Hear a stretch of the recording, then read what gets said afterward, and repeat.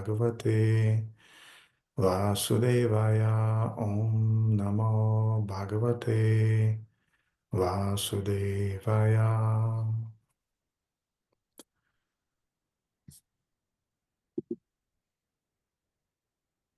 So, Hare Krishna, dear devotees, we are continuing reading Srimad Bhagavatam, first canto, 9th chapter, and today we will read the verses 22 and 28.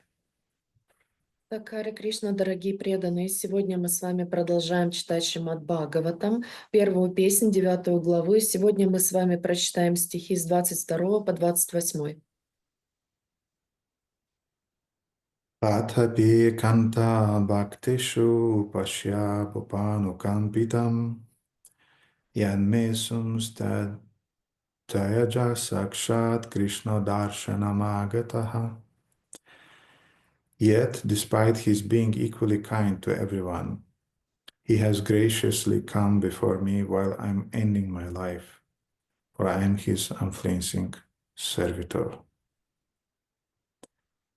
Bhaktya Vishya Mano Yasmin Vachayanama Kirtayan Tyajan Kalevaram Yogi Muchete Kama Karma Bhi. The personality of Godhead who appears in the mind of the devotee by attentive devotion and meditation, and by chanting of the holy name, release the devotee from the bondage of fruitive activities at the time of his quitting the material body. Sadeva Deva Bhagavan Pratishtam Pratikshatam Sadeva Deva Bhagavan Pratikshatam Kale Varam Yavadidam Hinomyaham Prasanaha Saruna Lochano Lasan Mokambujo Dhyana Pataschatur Bhujaha. May my Lord, who is four-handed and who has beautifully decorated lotus face with eyes as red as the rising sun, is smiling, kindly await me at the moment when I quit this material body. Sutta Vacha Yudhishtiras Tadakarnya Sayanam Sarapanjare Aprichad Vividam Dharmam Rishinam Chanushrinvatam. Sutta Goswami said, Maharaja Yudhishthira, after hearing Bhishmadeva speak in that appealing tone, asked him in the presence of all the great rishis about the essential principles of various religious duties. Purusha sva bhava vihitan yatha varnam yatha shramam vairagya raga padibhyam amnotabhya lakshanam. At Maharajas Yudhishthira's inquiry, Bhishmadeva first defined all the classification of castes and orders of life in terms of the individual's qualifications. Then he systematically, in twofold divisions, described counteraction by detachment and interaction by attachment.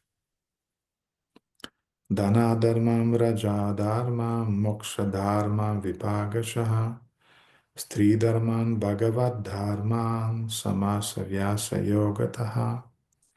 He then explained the divisions, acts of charity, the pragmatic activities of a king, and activities for salvation. Then he described the duties of women and devotees, both briefly and extensively. Dharmartha Kama Mokshamscha Sahopayam Yatamune Nanakyaneti Nayeshu Varnayamashatatvavid. Then he described the occupational duties of different orders and stages of life, citing instances from history where he was himself well acquainted with the truth. Purport by His Divine Grace A.C. Bhaktivinoda Swami Srila Prabhupada. Incidents mentioned in the Vedic literature, such as Puranas, Mahabharata, and Ramayana, are factual historical narrations that took place sometimes in the past, although not in any chronological order. Such historical facts, being instructive for ordinary men, were assorted without chronological reference. Besides that, they happen on different planets, nay, in different universes, and thus the description of the narration is sometimes measured by the 3 dimensions. We are simply concerned with the instructive lessons of such incidents, even though they are not in order by our limited range of understanding. Bhishmadeva described such narrations before Maharaja Yudhishthira in reply to his different questions.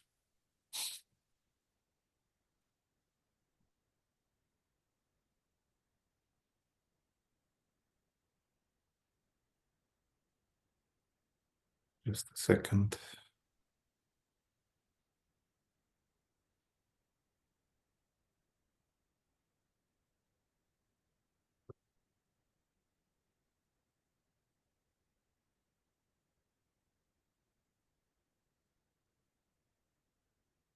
Om Jnana-timirandasya Jnananjana-shalakaya Chakshurunmilitam Yena Tasmai Shri Gurave Namaha Shri Chaitanya Manobhishtam Stapitam Yena Bhutale Svarupakadamyam Dadati Swapadantikam Vanchakalpatarubhishcha Kripa Sindhubhaivacha Patitanam Pavanibha Vaishnavibho Namo Namaha Jaya Shri Krishna Chaitanya Prabhu Nityananda Shri Advaita Vidadara Shivasari Gaura Bhakta Vrinda Hare Krishna, Krishna Krishna, Hare Hare, Hare Rama, Rama Rama, Hare Hare.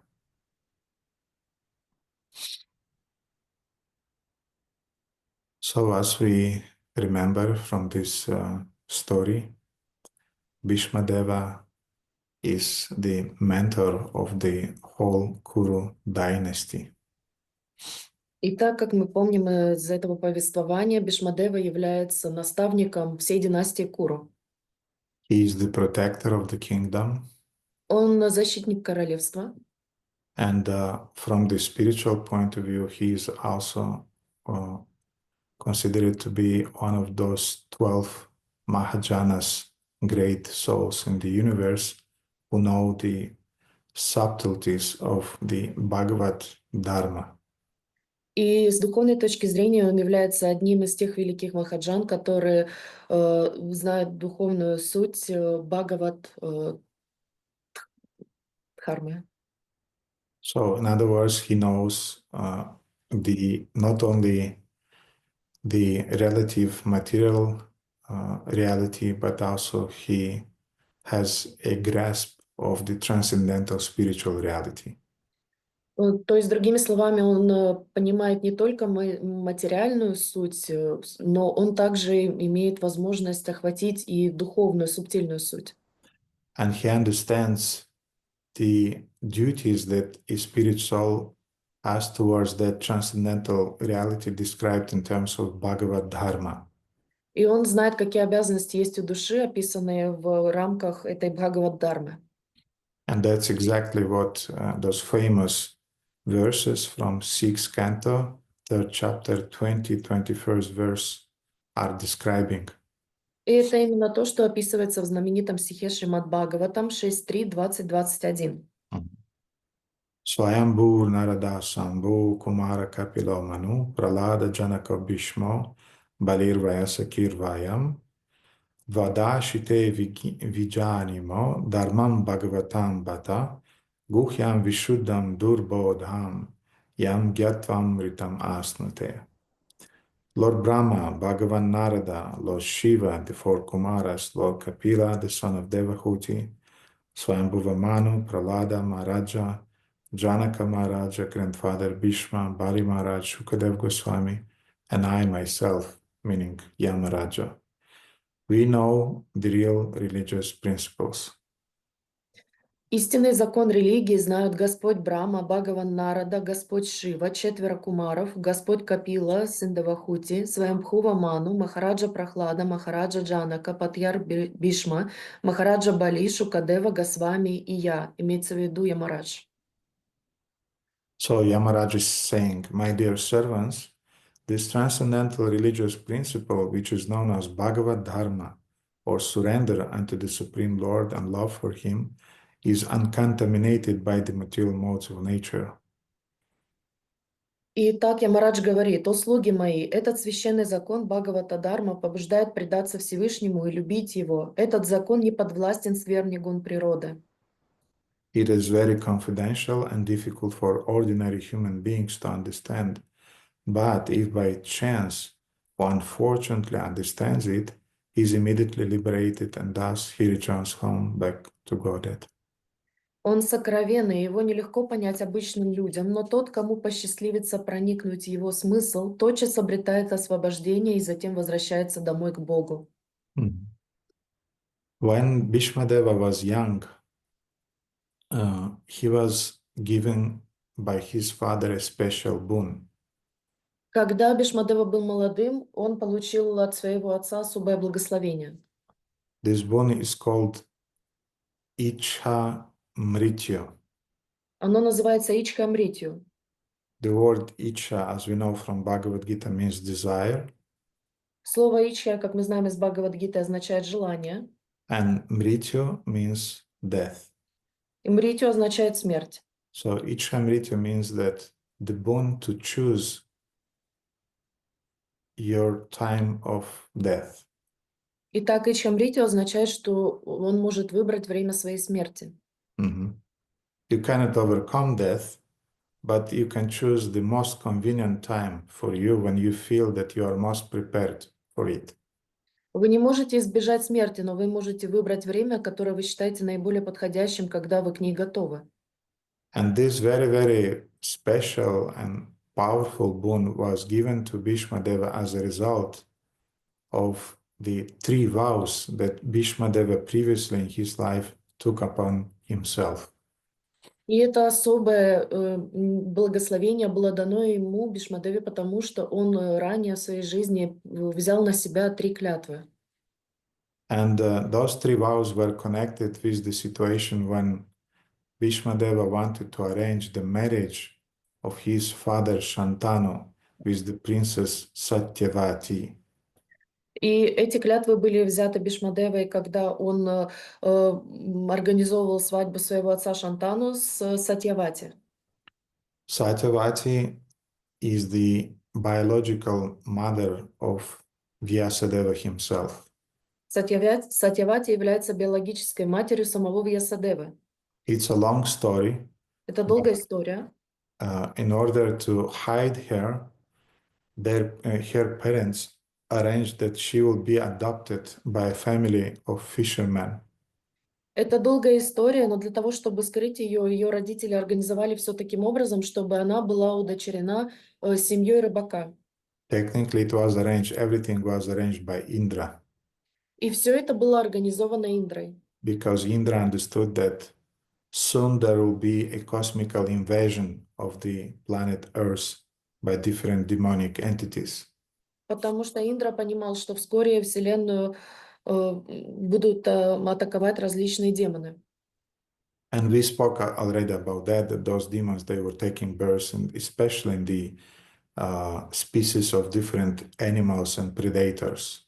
И мы уже с вами это обсуждали, что демоны принимали рождение, особенно в телах хищников и различных диких животных. Because according to the laws of karma, when the animals, predators are eating somebody, they don't receive karmic reactions.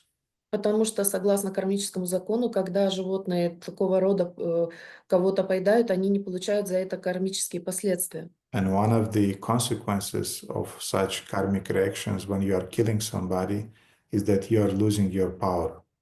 И одно из таких кармических последствий это то, что когда вы на кого-то нападаете, вы теряете свою силу.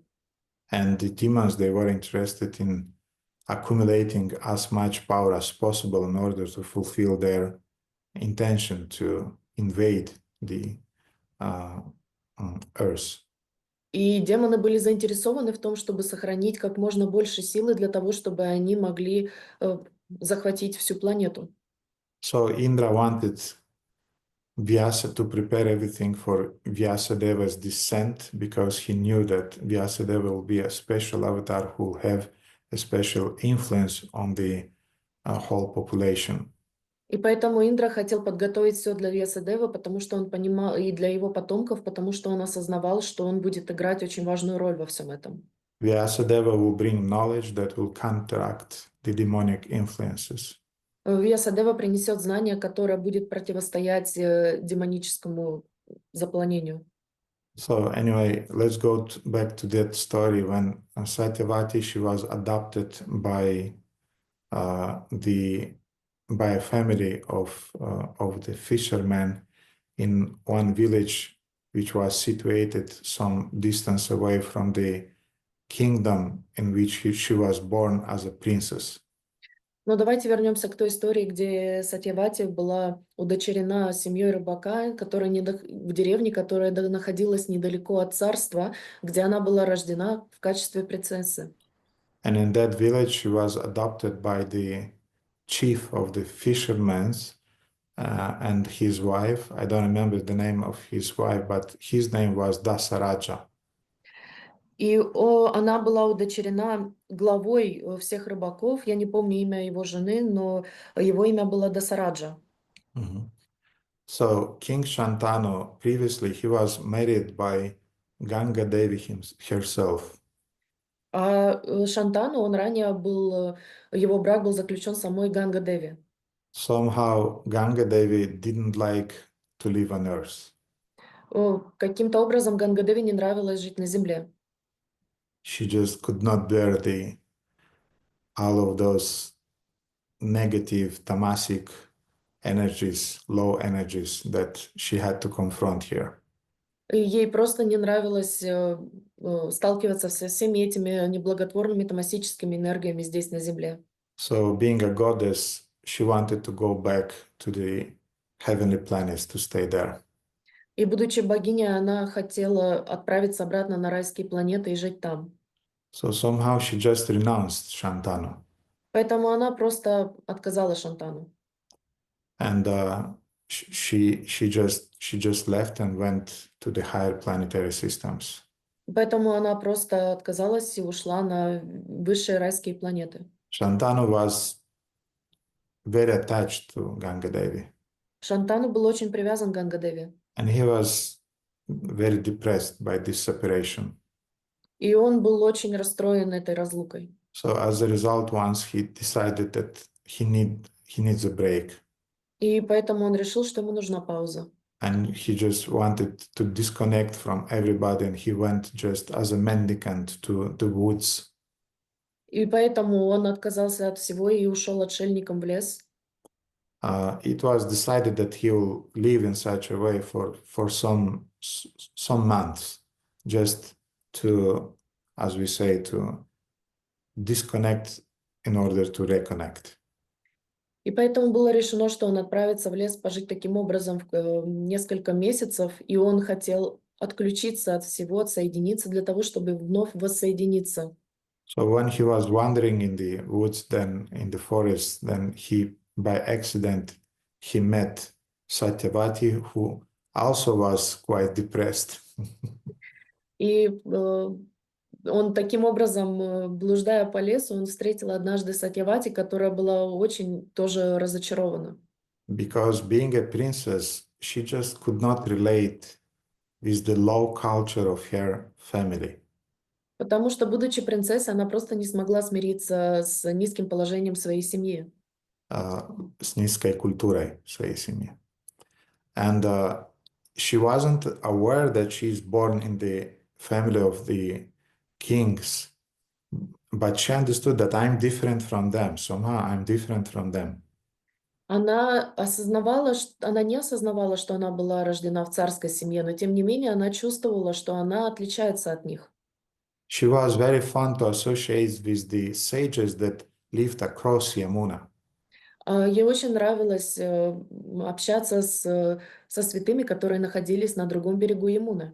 And they taught her from her childhood to speak perfect Sanskrit. She knew the Vedas. She knew everything. She knew the rituals. And they loved her, and she loved all those sages. И они научили ее говорить на санскрите идеально. Она знала все ритуалы, она знала все веды. Они очень сильно ее любили, она также очень любила их. and she spoke perfect, raffinated Sanskrit. И она говорила на очень точном, утонченном санскрите. But when she was going back home every evening and she was coming to her family, she had to speak the local language, which wasn't so beautiful, and she was suffering like anything. И когда она возвращалась вечером домой, ей нужно было снова разговаривать на простом языке, который не был таким утонченным санскритом, и поэтому она очень сильно страдала. Mhm. So a lot of time she was spending alone. И поэтому много времени она проводила в одиночестве. She had a special hiding place in some small island on the Yamuna. У нее было особое место уединения на маленьком острове на Ямуне. Mhm. And actually, on that island, Vyasadeva was conceived by Parashuram. It's a whole long story, separate story. И на этом острове сам Вьясадева был зачат Парашурамом. Это очень долгая история. But before conceiving, Parashuram said, I'll just conceive the child. I'm sorry, but please don't be attached to me because it will not work. I'm a sage. I'll just conceive Vyasadeva, I'll do my duty, and then I'm taking Vyasadeva, and we are going to the Badarika Ashrama. И он сказал Парашурама, что я зачинаю ребенка, но, пожалуйста, не привязывайся ко мне, я просто исполню свою обязанность. Поэтому он зачал этого ребенка, взял Вьясадеву, и он сказал ей, что они уходят в ашрам. Mhm. And Parashuram assured her that, first of all, she will not lose her virginity. И Парашурама сказал ей, что она, во-первых, не потеряет свою девственность, невинность. Mhm. And then that in the future she'll have a very, very nice husband and she'll be really happy. И что в будущем у нее будет очень-очень хороший муж, и она будет по-настоящему счастлива. Anyway, Satyavati wasn't into it. And then I don't remember exactly, but I think Indra appeared in her dream and told her that Satyavati, you have a mission, you have to fulfill it because we need Vyasadeva to descend and you'll be the mother of a special avatar. So please just do it. И вообще-то Сатьявати это все было не нужно, но ей явился во сне Индра и сказал: Сатьявати, у тебя есть миссия, которую ты должна выполнить. Ты станешь матерью особого потомка, который станет в будущем аватаром. Ты должна это сделать. So then when Vyasa was conceived, the whole island was covered by some mystical fog. И когда Вьясадеву зачинали, весь остров был покрыт мистическим туманом. Nobody saw what's happening there. Никто не видел, что там происходит. So after Vyasadeva was conceived and she embraced Vyasa, and Vyasadeva grew immediately, and they left with Parashurama.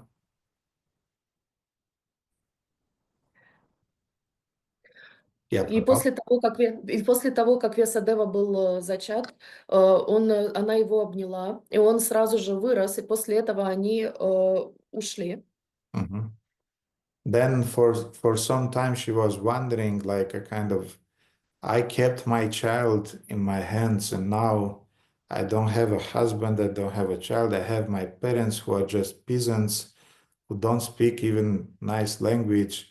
I cannot live with the sages. Who I am, what shall I do? И тогда Сатьявати просто осознала, что она вот сейчас только что обнимала своего ребенка, а теперь его нет. У нее нет мужа, у нее есть только холопы, родители, которые разговаривают на очень простом языке. Она не может жить со святыми. Кто я вообще такая? So birds of a feather flock together. И что? Птицы одного оперения летают вместе. And she met Shantanu, who was also depressed, and very easily they started to talk, they understood each other, and Shantanu was hiding his identity. He wasn't saying openly that I am actually King Shantanu. И когда они встретились, они друг друга сразу же поняли, потому что они оба находились в депрессии, но Шантана, он скрывал свою личность, он не говорил ей, что он является царем в королевстве. And once when they were discussing something, then Shantanu, I don't remember exactly the name with which he presented himself to Satyavati, but he asked her some political questions. И я не помню, как точно, каким именем представился Шантану, но он начал с ней обсуждать какие-то политические вопросы. Like here in Romania now, soon we'll have the second tour of elections and everybody's talking politics. Например, здесь, в Румынии, у нас будет скоро второй тур выбора президента, и все говорят о политике. And he asked her, what do you think about our king, about his ability to govern and to organize things? И он спросил ее, что ты думаешь о нашем царе, как он правит, как он организует все? And Satyavati, she was brilliant, actually, she was very intelligent. And she just smashed every decision that recently the king took, and she criticized everything that King Shantanu arranged. И Сатьявати, она была просто беспощадна. Она разрушила все эти решения, принятые царем, она всех их раскритиковала и дала понять, что он поступал совершенно неправильно.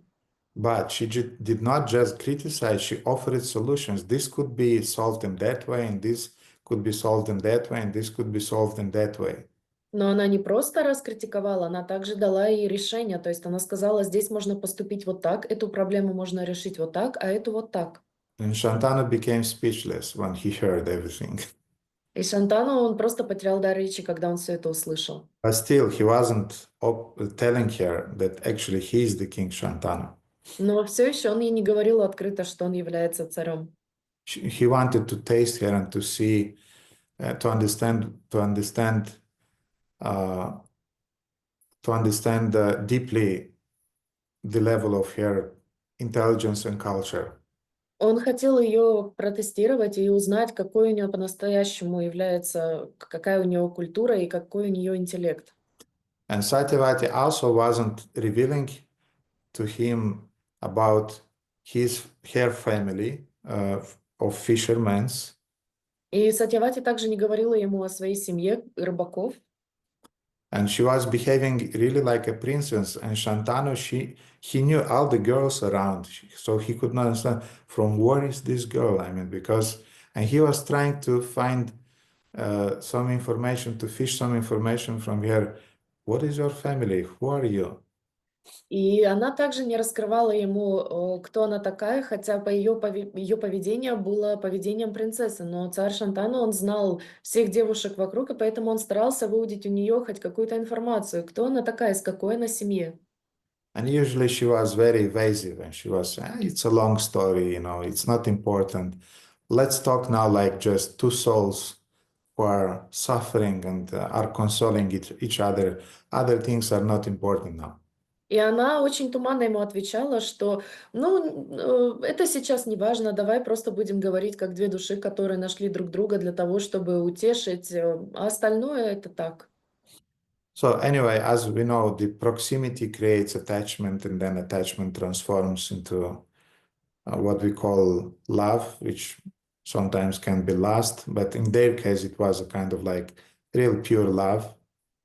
И мы знаем, что сближение или сближенность, она вызывает привязанность, а привязанность трансформируется в то, что вы называете любовью, хотя иногда это чаще это больше является похотью, но в их конкретном случае это все же было больше чистой любовью.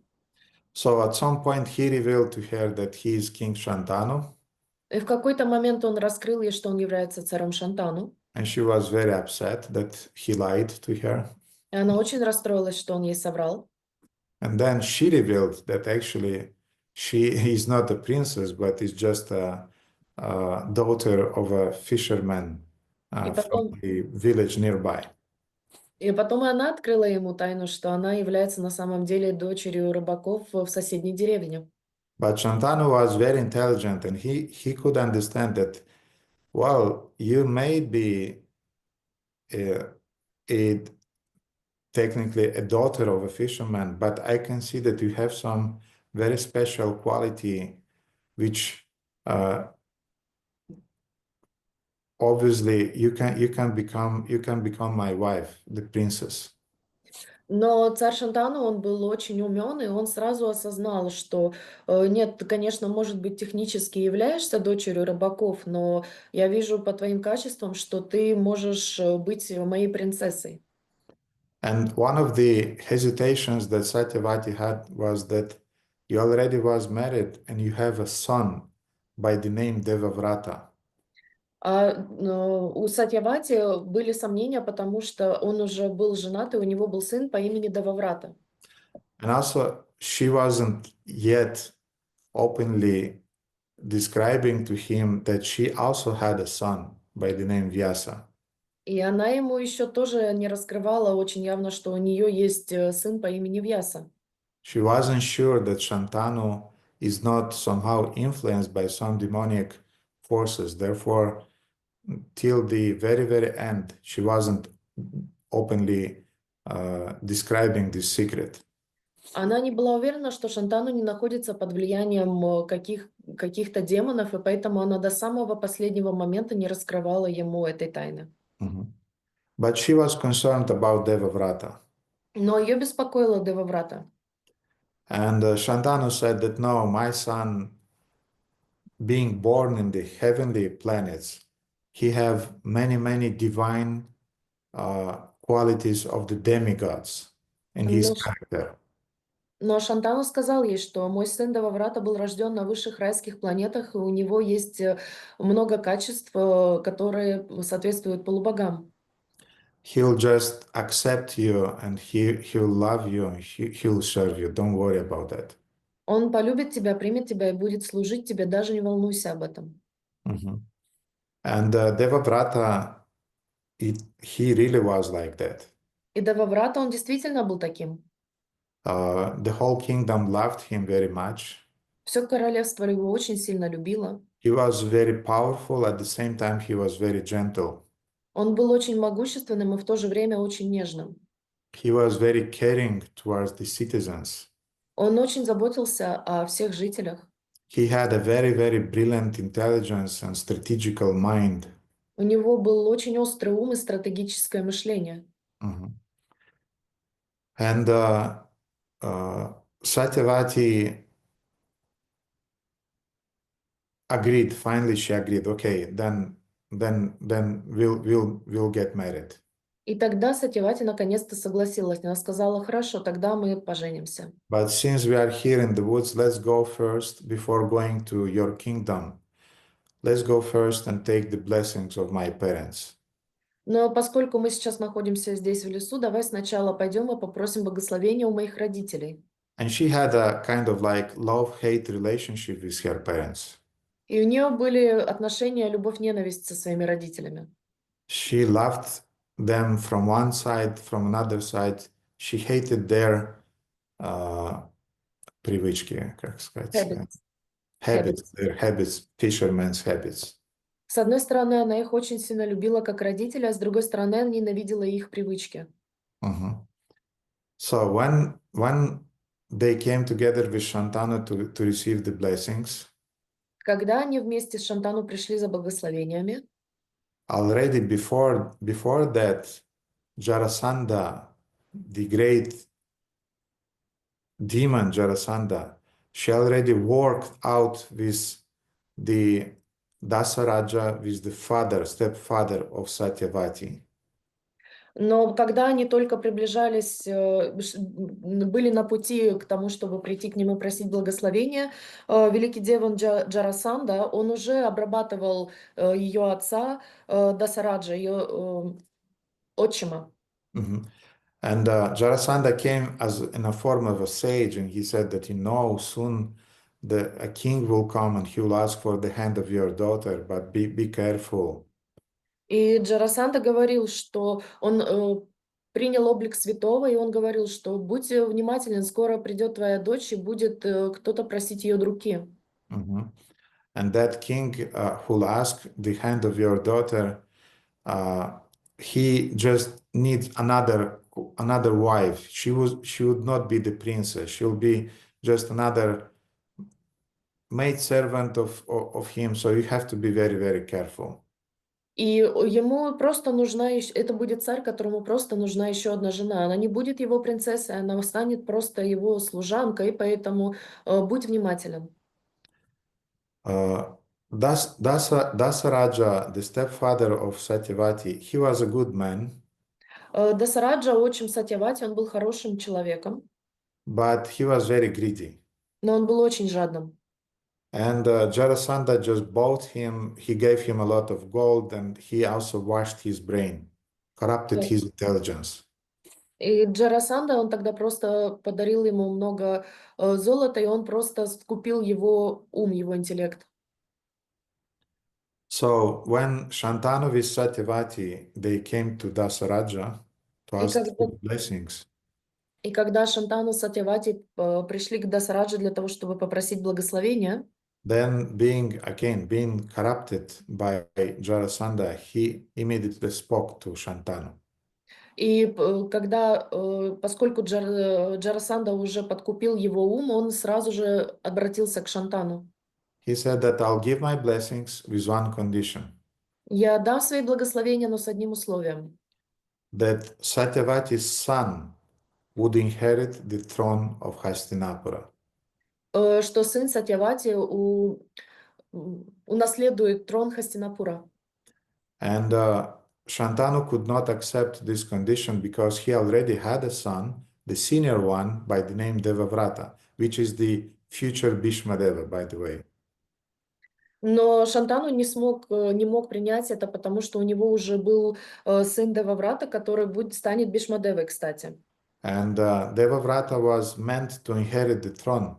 И Деваврата должен был унаследовать трон. And he really was very, very qualified, and everybody expected that and waited for that.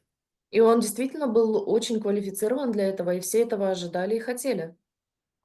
So Shantanu said that I need to go back and I need to think I need to reconcile. So let's put this question on a pause. И тогда Шантану сказал, мне нужно вернуться, мне нужно об этом подумать, поэтому давайте сдержим паузу. So you can imagine what emotions had Satyavati towards her father in this moment. И вы можете себе представить, какие эмоции были у Сатьявати по отношению к своему отцу в тот момент. But Shantanu left her and he went to his kingdom and he wanted to speak with his counselors, with his ministers and to see what can be done. Но Шантану вернулся в свое царство, он хотел проконсультироваться со своими визирами, советниками, со святыми с министрами для того, чтобы понять, что можно сделать в этой ситуации. And when Devavrata saw the eyes of his father, he immediately understood that he finally met a woman who will be able to make him happy. И когда Деваврата увидел глаза своего отца, он сразу же понял, что тот встретил женщину, которую он полюбил и с которой они смогут быть вместе.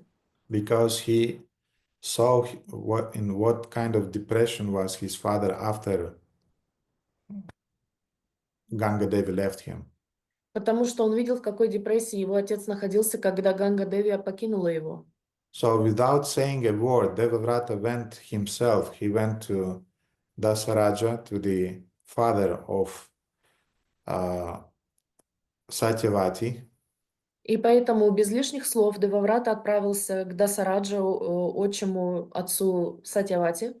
And he said, I'm taking a vow to renounce my throne just for to give, and this will give the opportunity for the son of Satyavati, when they will have a son, he will become the inheritant of the throne. Я беру на себя клятву, что я отказываюсь от трона. Таким образом, сын Сатьявати, когда у них появится ребенок, он сможет унаследовать трон Хастинапура. And Dasaraja was very happy to hear that, but he wasn't yet quite convinced. И Дасараджа был очень счастлив это услышать, но все еще он не был полностью удовлетворен. And again, his intelligence was corrupted by Jarasandha, don't forget that. И не забывайте, что его ум был подкуплен Джарасандой. And therefore he said that I need another promise from your side. И он сказал, мне нужно еще одно обещание с твоей стороны. But you'll not be able to fulfill that, therefore will just finish everything very, very quickly. Но ты не сможешь его и выполнить, поэтому очень все быстро сейчас закончится. And he said that my second condition would be that you'll never get married in your life. You'll not have children. И мое следующее условие — это то, что ты никогда не женишься, и у тебя никогда не будет детей.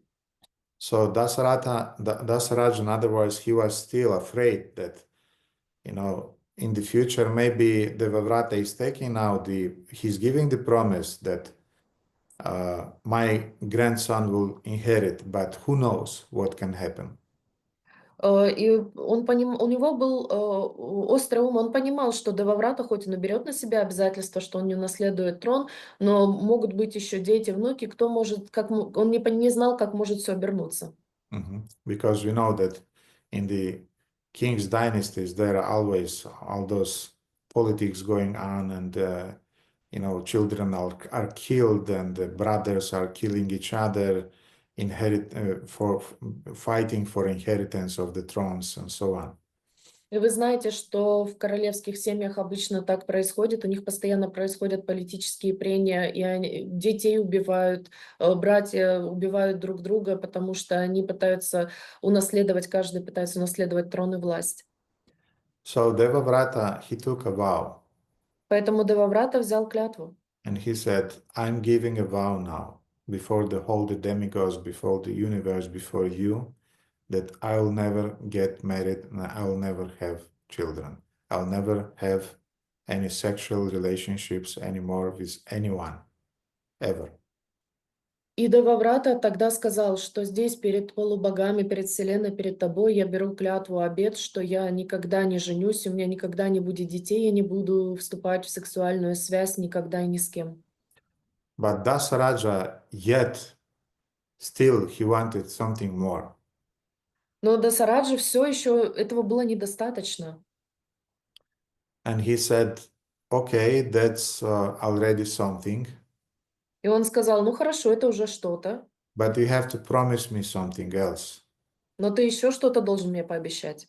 That in the future, if you'll fight only on the side of the kings who are the kings of the Hastinapura.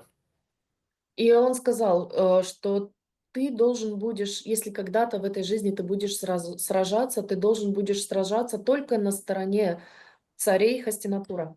So, in other words, you'll have to fight only to protect the throne of the Hastinapura. Другими словами, ты должен будешь сражаться только для того, чтобы защищать трон Хастинапура.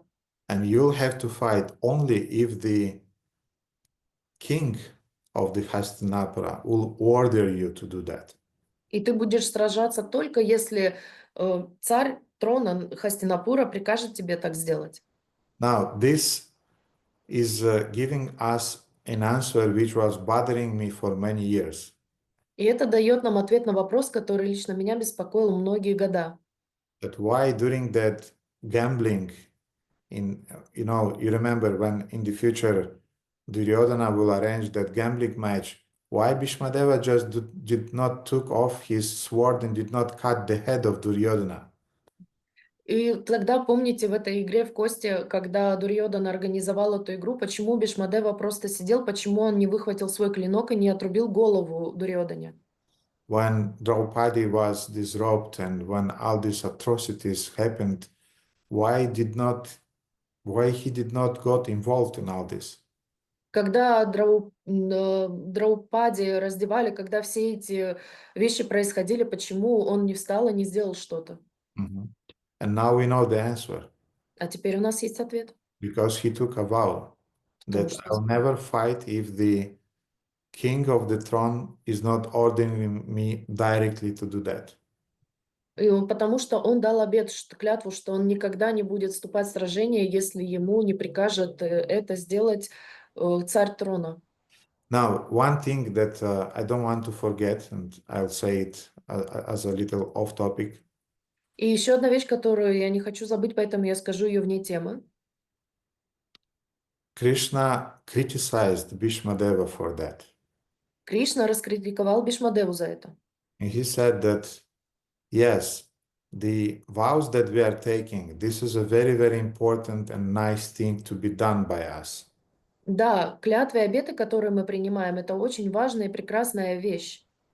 But we should not follow them blindly, Но мы не должны слепо следовать им. because the only fault that Bhishmadeva had in his life was that he wasn't breaking his vow when it was the right cause. И единственная вина Бхишмадевы состоит в том, что он никогда не нарушал свои клятвы, даже если это нужно было сделать по каким-то очень веским причинам. Mhm.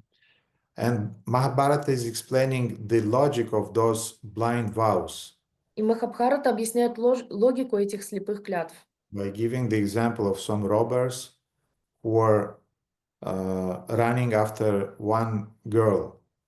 давая пример грабителей, которые гонятся за одной девушкой. And as far as I remember, this example also was given by Krishna, И насколько я помню, этот пример также был дан Кришной. and maybe it was given directly to Bhishmadeva, И, возможно, даже он был дан напрямую Бхишмадеве. exactly to explain this point to Bhishmadeva that you blindly followed your vows. Именно для того, чтобы еще раз подчеркнуть, что он слепо следовал своим обетам. And he gave that example that some robbers, they are running after a girl. И он дал пример, что грабители гонятся за девушкой. The girl is coming to some house, is knocking on the door, И девушка стучится в дверь в каком-то доме. and a owner of the house is opening the door. Хозяин дома открывает дверь. The girl is crying, is explaining that some people are running after me. Can you hide me somewhere? И девушка объясняет, плача, что за ней гонятся люди, не могут ли он ее спрятать в своем доме. And the man, he's a good-hearted one, and he's saying, yes, of course, you can hide in that room. И тогда добросердечный человек говорит, да, конечно, ты можешь спрятаться в той комнате. And then after 5 minutes, the robbers, these dacoits, are coming to his house, also knocking on the door. А потом грабители также подбегают к его двери и стучатся. And they're asking, have you seen a girl? И они спрашивают, видел ли он девушку. And the owner of the house who took the vow of Satya, of being truthful, is saying, yes, I saw her, she's in that room. И тогда хозяин дома, который взял на себя обет сатья, говорить только правду, он поговорит, да, я видел ее, она в той комнате. And according to the laws of karma, that owner of the house, he was punished for his truthfulness, so-called truthfulness. И согласно законам кармы, этот хозяин дома был наказан за свою так называемую правду в кавычках. So Krishna very intelligently in Mahabharata is describing that we should not fall into the extremes. И поэтому Кришна очень остроумно описывает в Махабхарате, как мы должны соблюдать этот баланс, не впадая в крайности. We should not fall into one extreme, which we don't follow any vratas, any vows, anything. Мы не должны впадать в крайность, где мы не следуем никаким обетам, клятвам или вратам. And another extreme is that we are following our vratas in a blind way. И другая крайность — это то, что мы следуем нашим вратам слепо. And that was the only critic towards Bhishmadeva. Это была единственная критика, направленная на Бхишмадеву. Yet, in spite of that, Bhishmadeva is the example of greatest integrity that we knew in history of humankind. И тем не менее Бхишмадева является самым ярким примером целостности, который мы видели на протяжении существования всего человечества. And we'll come to that, but first, when Bhishmadeva took those 3 vows, И мы к этому еще вернемся, но когда Бхишмадева взял эти 3 клятвы, first of all, those vows were taken in the presence of the whole village of fishermen. Many people were there. Some ministers of Shantanu were there, especially his prime minister. He was a kind of like, he was seeing the whole scene and he was saying, Devavrata, what you are doing now? И эти клятвы были приняты рядом со свидетелями, то есть там присутствовала вся деревня, там были также министры Шантану и также его премьер-министр, он просто говорил: Деваврата, что же ты делаешь? But Devavrata took those three vows solemnly, uh, and he said, I'm going to follow them.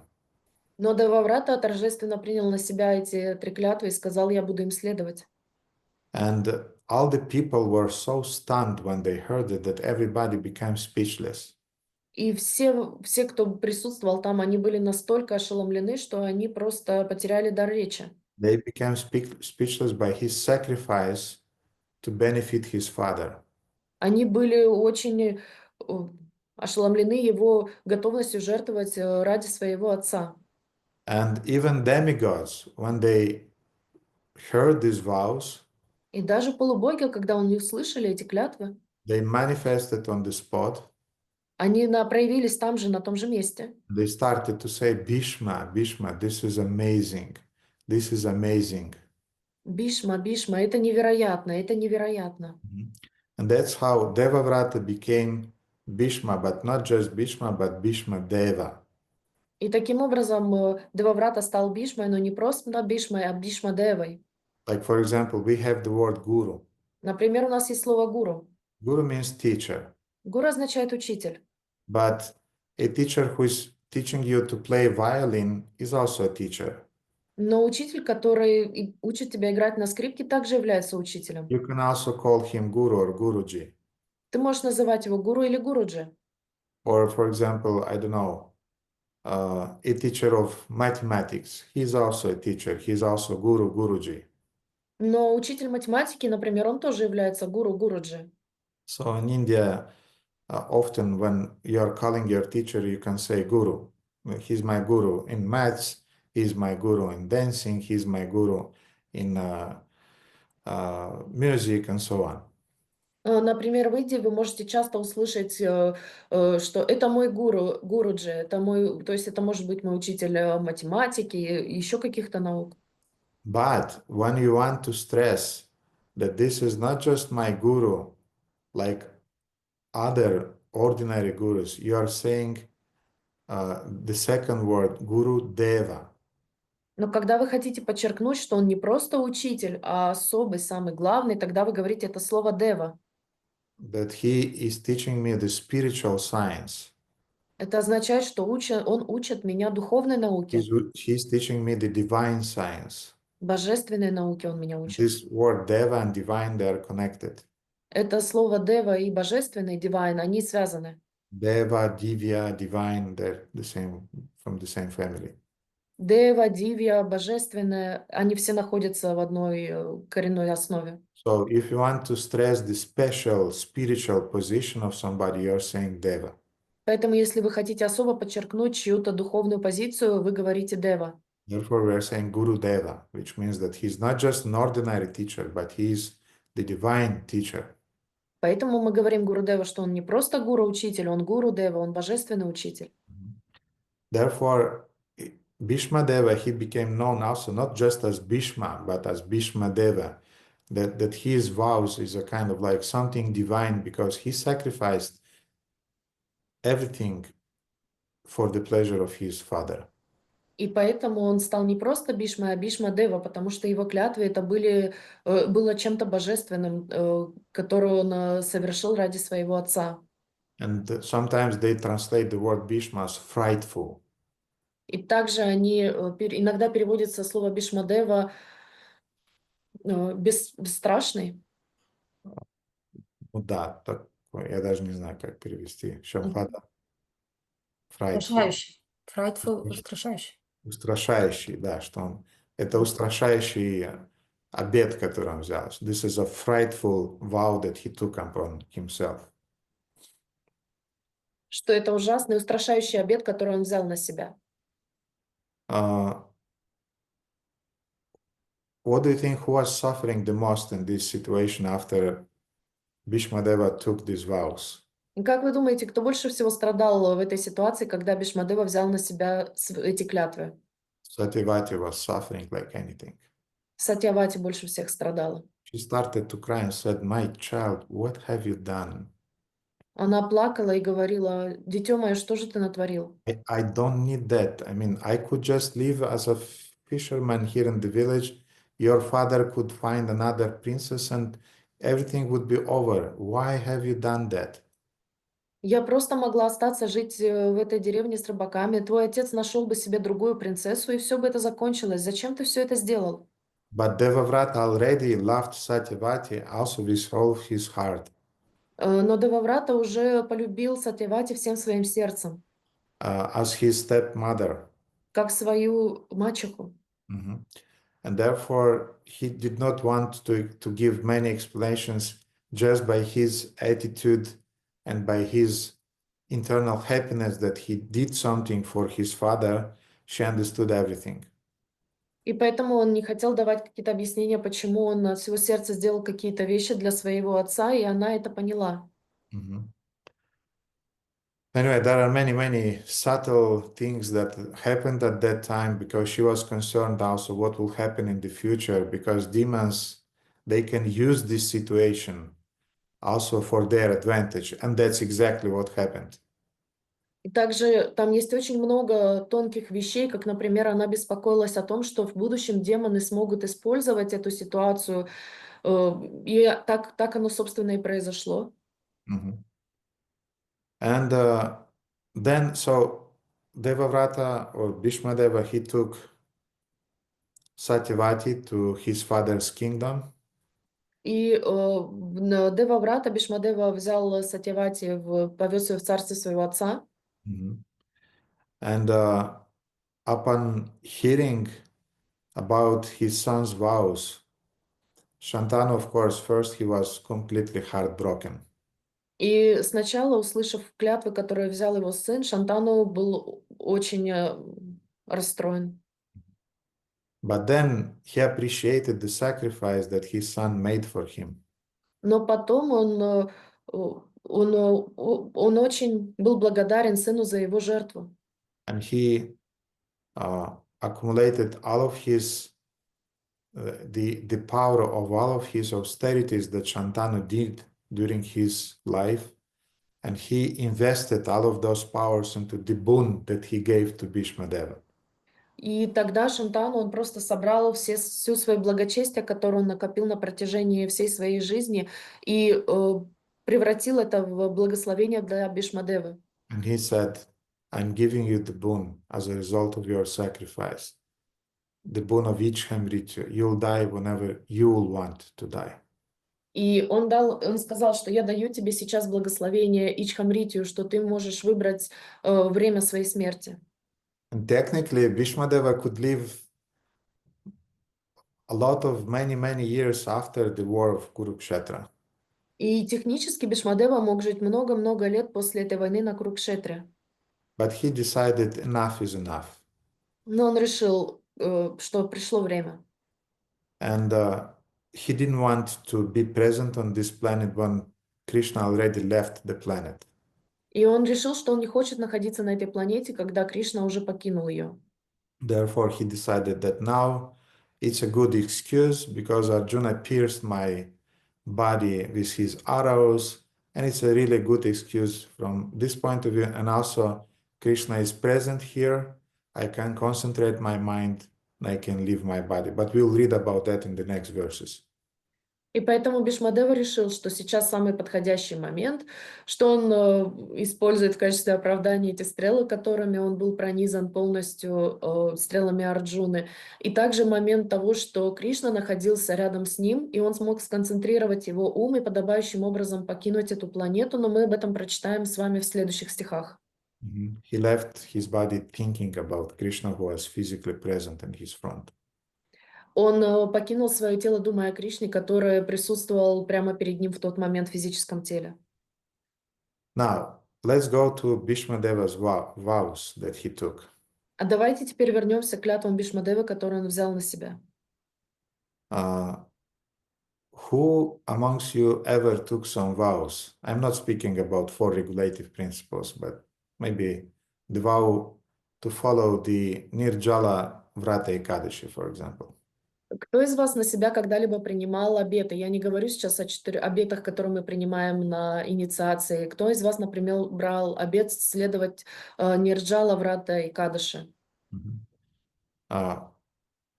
So some people. Okay, so you are following Nirjala Vrata Ekadashi. When this special Ekadashi is coming, it will be soon, in some weeks, in a month, something like that. Да, то есть несколько человек из вас все-таки взяли Нирджала, Врата и Кадыши. Это будет через несколько недель, пару месяцев, что-то около того. Or, for example, you take a vow to chant, I don't know, 64 rounds during the day.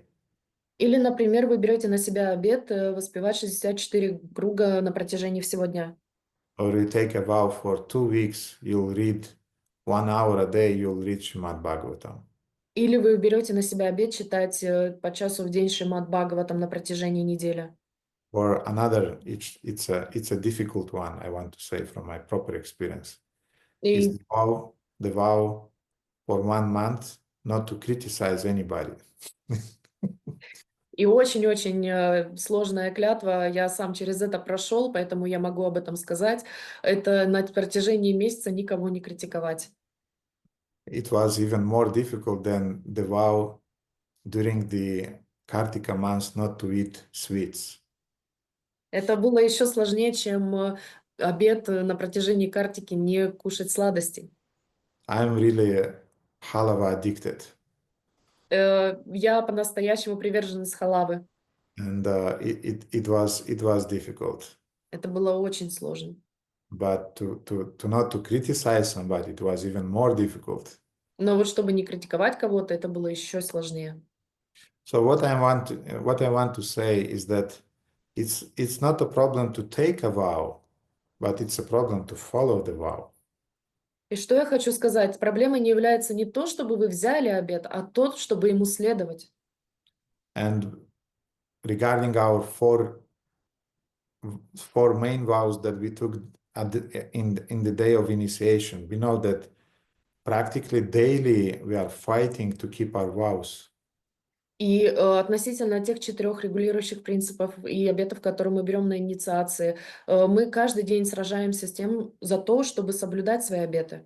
It's not that you took your vows and then it's a kind of like everything becomes easy. Не то, чтобы вы взяли обет, и после этого все становится легко и просто. And technically we have 5 vows to follow the 4 regulative principles and to chant minimum 16 rounds daily. И технически у нас 5 обетов, 4 регулирующих принципа и воспевание кругов. And we have to fight for our rounds daily. И мы должны сражаться за воспевание своих кругов ежедневно. And sometimes you can see even on the faces of devotees when they are chanting their rounds. Иногда вы даже можете видеть на лицах преданных, которые воспевают круги. But they're really fighting. My God, another round, I fight for it. О, Господи, еще один круг, я за него сражаюсь. So, technically, our devotion is tasted by how we are following the vows that we took upon ourselves in the day of initiation. Технически наша преданность проверяется тем, что мы следуем своим обетам, взятым нами на инициации. And this determination to follow the vows will be regularly tested. И эта устремленность следовать своим обетам, она будет постоянно тестироваться. And I want to say one of the most difficult tests will be illicit sex one. That will be the most difficult one. И я вам хочу сказать, что незаконный секс это будет самой сложной клятвой. Even if you are married, Даже если вы женаты, Maya knows how to come to you in some very, very special spiritual way. Майя знает, как вам подобраться самым-самым тонким духовным образом. Prabhu, I need your guidance. Прабу, мне нужно твое наставление. Only you can save me. Только ты можешь меня спасти. Go and talk to your husband. Не разговаривайте со своим мужем. He doesn't, no. Иди поговори с своим мужем, он тебе поможет. So go and talk to your husband. No, he doesn't understand my spiritual aspirations, only you feel them. Нет, он не понимает моих духовных устремлений, только ты их понимаешь. Anyway, I can give you a lot of funny examples like that, Я могу вам дать очень много смешных примеров подобных. but Maya will definitely test you. Майя определенно вас протестирует. And that was exactly the case in the situation of Bhishmadeva later in his life. И именно так произошло с Бхишмадевой и позже в его жизни. Bhishmadeva became the disciple of Parashurama. Бхишмадева стал учеником Парашурамы. Mhm. And Parashurama became the teacher in the military science, Dhanurveda, for Bhishmadeva. И Парашурама стал учителем военной науки Дhanurvedi для Бхишмадевы. And once, to his surprise, Parashuram gave an order to Bhishmadeva И однажды, к его удивлению, Парашурама дал приказ Бхишмадеве: that Bhishma, you have to get married. Бхишма, ты должен жениться. And Bhishmadeva was perplexed by this order from his guru. И Бхишмадева, он оторопел от такого наставления своего But своего учителя. what was the situation behind it? Но какова была ситуация за этим всем? Acting on behalf of his brother by the name Vichitravirya, Следуя указаниям своего брата Вичитравитья, Bhishmadeva fought, and then he won 3 princesses: он сражался, и он выиграл 3 принцесс. Ambika, Ambalika, and Amba. Амбика, Амба и Амбалика. Mhm. And he brought those 3 princesses to get married with Vichitravirya. И он привел этих 3 принцесс для того, чтобы они вышли замуж за Вичитравитью. But on the way to Hastinapura, Но по дороге в Хастинапур Amba fell in love with Bhishmadeva. Амба влюбилась в Бхишмадеву. She didn't want to get married by Vichitravirya. Она не хотела выходить замуж за Вичитравирью. And Bhishmadeva refused, of course, to marry Amba because he took the vow of brahmacharya. И Бхишмадева отказался выходить замуж за Амбу, потому что он взял обет Брахмачари. And women, they have their own ways of manipulating the man's intelligence. И у женщин есть свои способы, как манипулировать умом мужчин. And nothing worked. И ничего не сработало. And then Amba decided, okay, then I'm going to his guru, and I'll influence his guru to give him that order. И Амба решила, что она пойдет к его гуру, и она сделает так, чтобы гуру дал ему это наставление.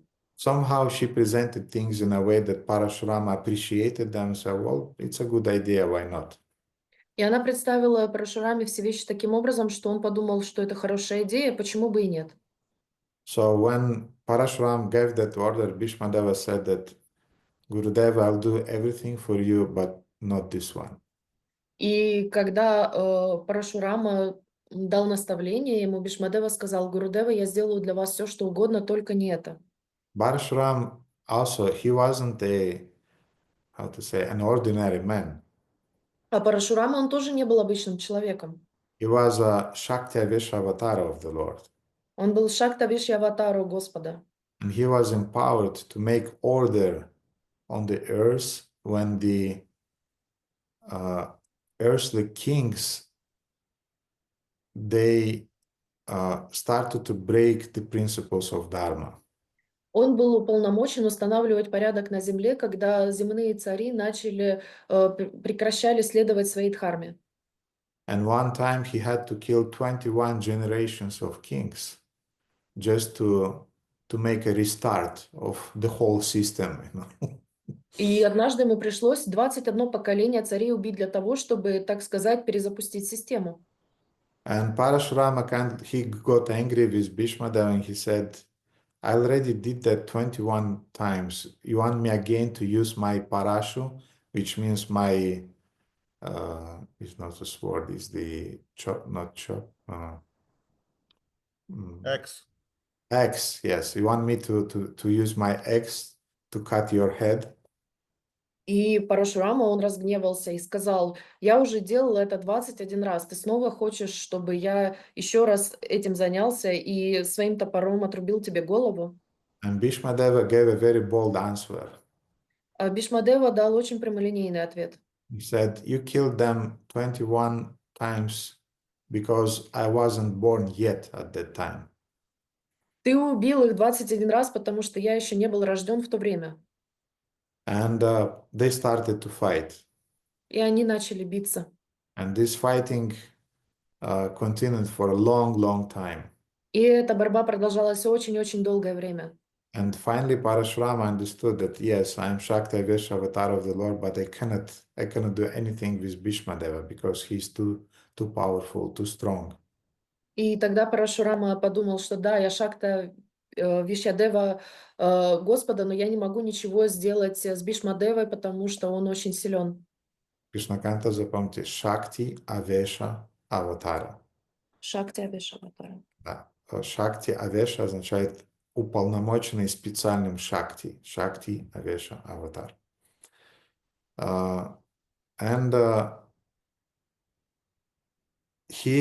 Parashurama understood that Bhishmadeva, by his vows, he accumulated a special energy, special power. И Парашурама понял, что Бишмадева, благодаря своим клятвам, он собрал особую силу, Special strength. особое могущество, силу. Strength that cannot be overcome even by a Shakti Avesha avatar. Сила, которую не может превзойти даже Шакти Авешаватара. So Parashuram ended the fight and said, okay, you just pleased me with your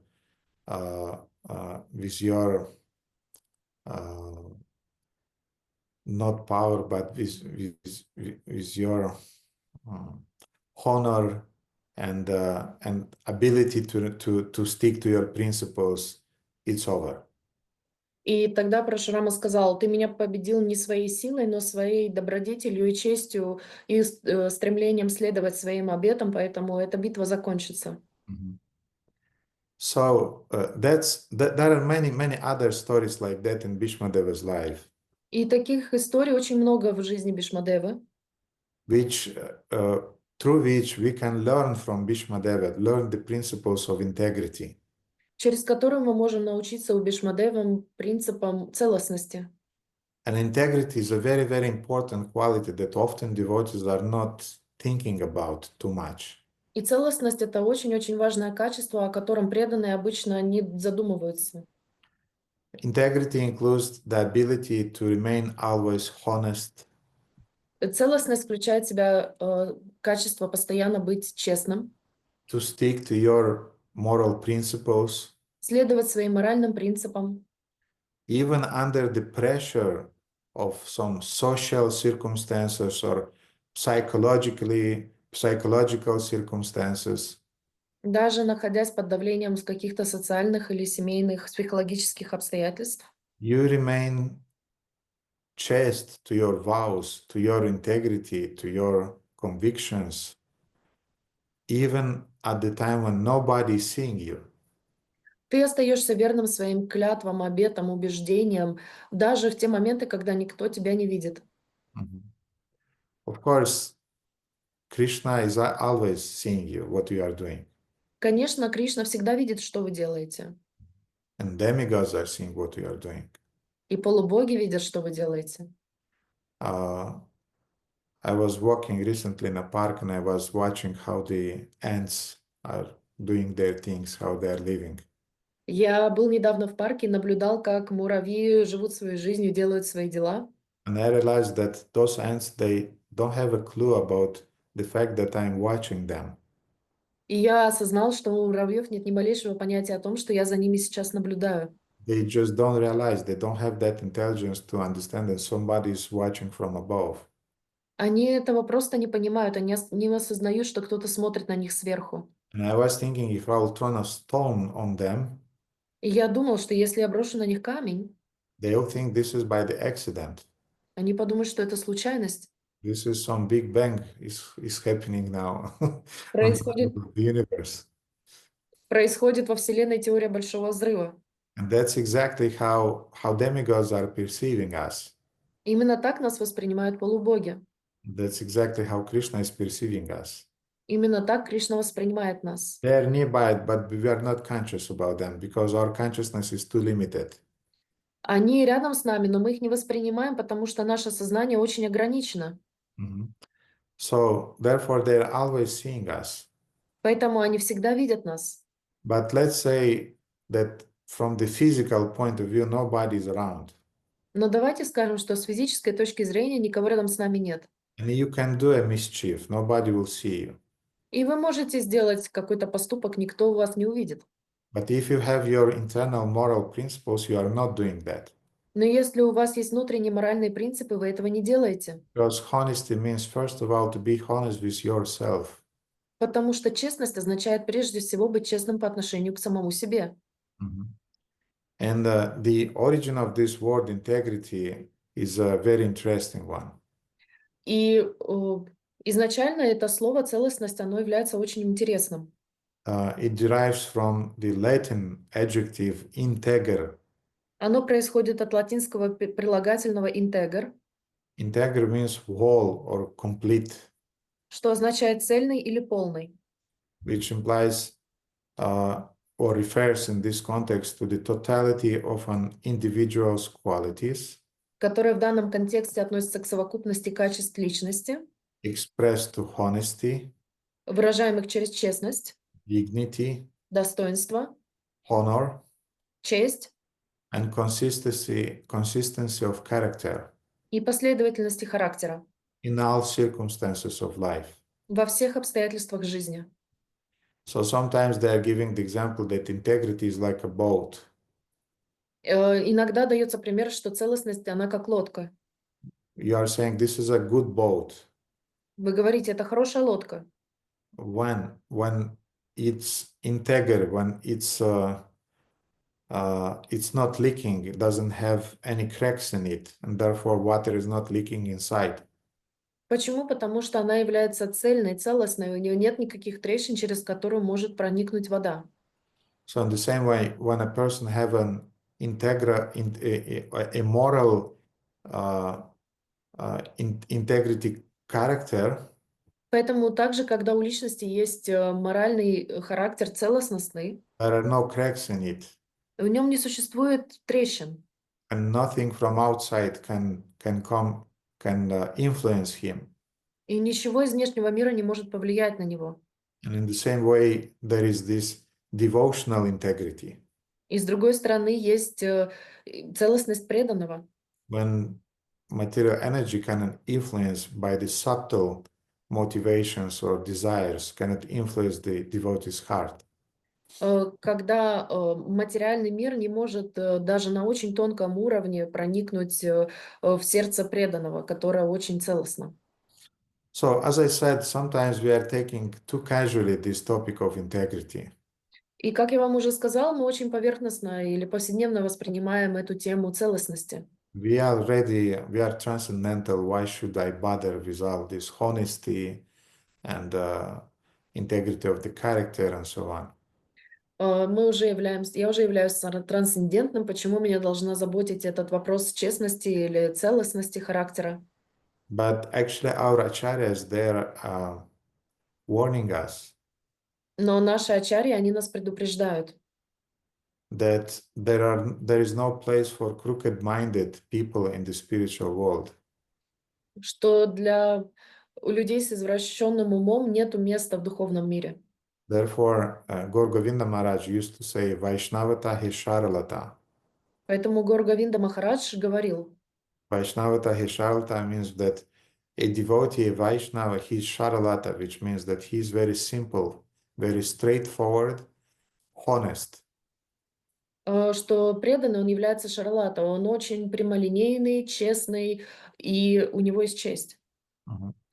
And when devotees don't bother too much with these qualities, then they are getting into troubles. И когда преданных не очень заботят эти качества, они попадают в неприятности. For example, I know a case about one devotee who was working. Например, я знаю случай одного преданного, который работал. He was working in a company. Он работал в компании. And at the entrance of this company, they had a box for donations that they were collecting for some sick children that were affected by cancer. И на входе на работу у них стоял ящик для пожертвований, в который они собирали деньги для детей, больных раком. And then one night, when that devotee, he encountered some financial difficulties, he got inside of that box and he took some money from there. И когда у этого преданного начались какие-то финансовые проблемы, он однажды ночью залез в этот ящик и взял денег. And the problem was that he was caught on the what is it called? CCTV camera? Yeah. Суправильница. Проблема в том, что он был запечатлен на камеру наблюдения. And he was fired up he was fired from his job. И его уволили с работы. And the owners of that company, they knew that he's a devotee, yeah. И владельцы этой компании не знали, что он преданный. And they said, what kind of religion you are practicing if you are stealing money from the children affected by cancer? И они спросили его, что за религию ты проповедуешь, если ты крадешь деньги из пожертвований для детей больных? Mm-hmm. And that was exactly the case when a devotee was thinking nobody is seeing was the problem. И это именно пример того, когда преданный думал, что никто не видит, в чем проблема. Therefore, we are doing a lot of disgrace for the movement when we are not cultivating the qualities of integrity. Поэтому мы создаем очень много проблем для движения, когда мы не культивируем в себе качество целостности. And we become also a disgrace for our spiritual master when we are not following the vows and we are not cultivating the qualities of an integrity. И также мы обесчестиваем нашего духовного учителя, когда мы не следуем этой целостности и не развиваем в себе сопутствующие качества. People are blaming the spiritual master when a disciple is doing some mischief, some wrongdoings.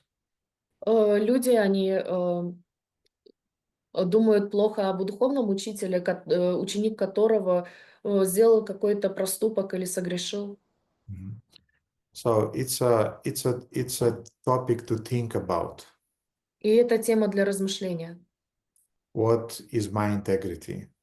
Какова моя целостность? What are the qualities? What are my values that I want to follow, even in spite of not being seen by anybody?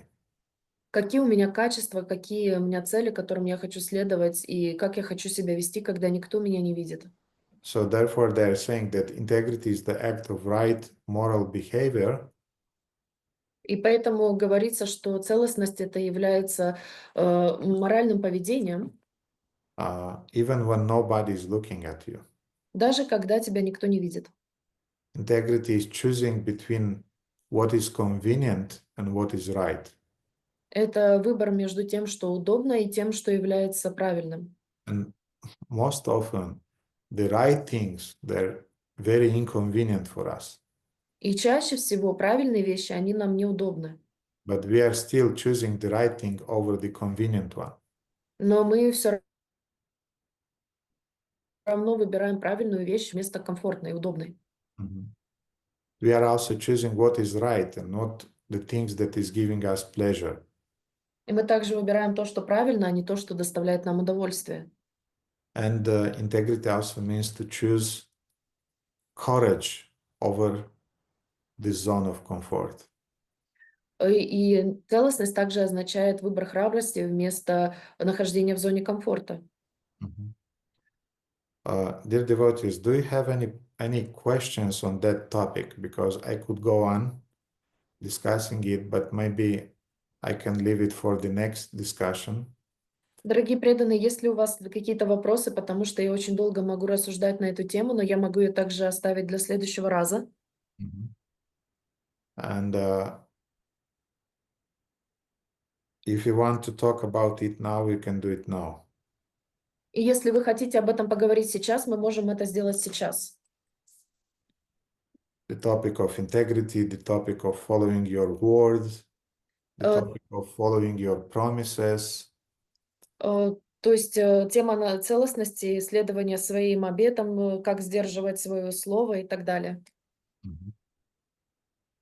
Okay, I see a few questions. Then let's talk. Let's answer those questions. And I have another story about integrity, which I'll continue next Friday.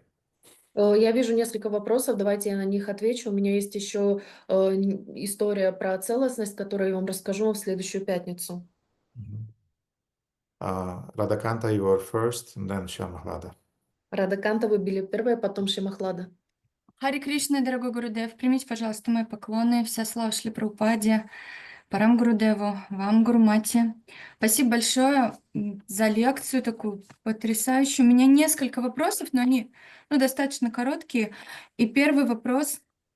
Вот, если, по примеру, Бхишмадевы, если обещание, вредит кому-то, от него надо отказаться. И вот есть такой стих в Бхагавад-гите, в общем, там комментарий такой, я его когда-то записала: обязательства связывают человека только в том случае, если их выполнение приносит благо, а иначе он имеет полное право отказаться от них.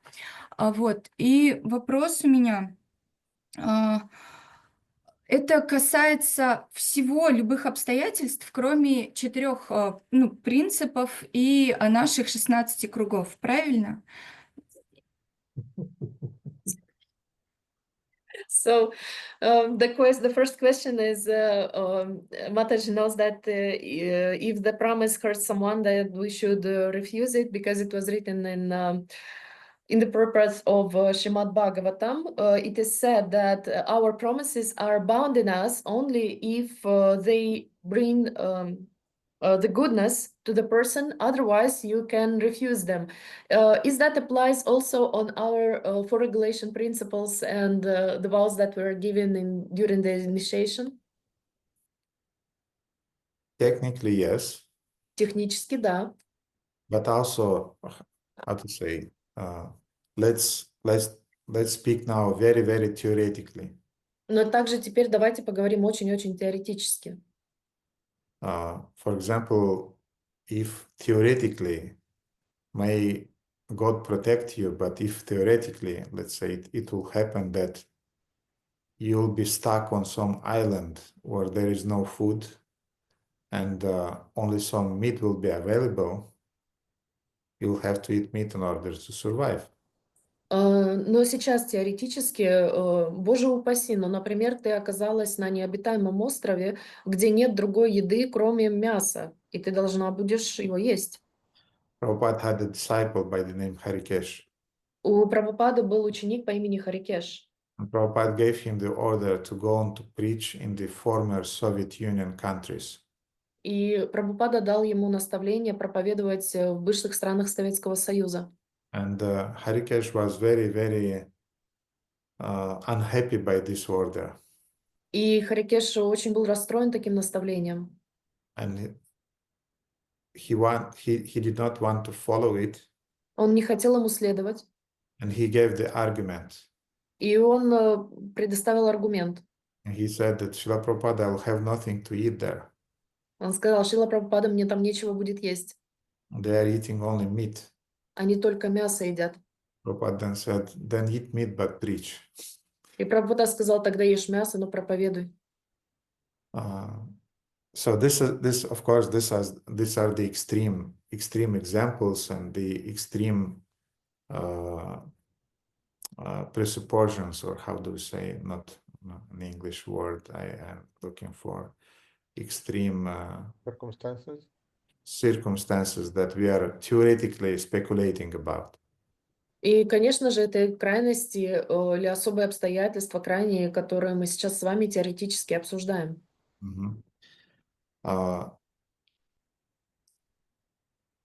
Therefore, yes, at least the four regulative principles on 16 rounds, they are not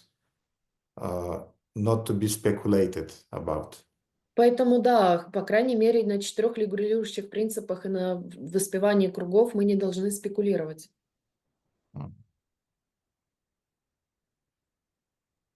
Я поняла, спасибо большое. Можно еще один вопрос, тоже короткий? Just a second. Одну секунду. There was a situation also when I need to close the window. Just a second, because seems to be there is some wind.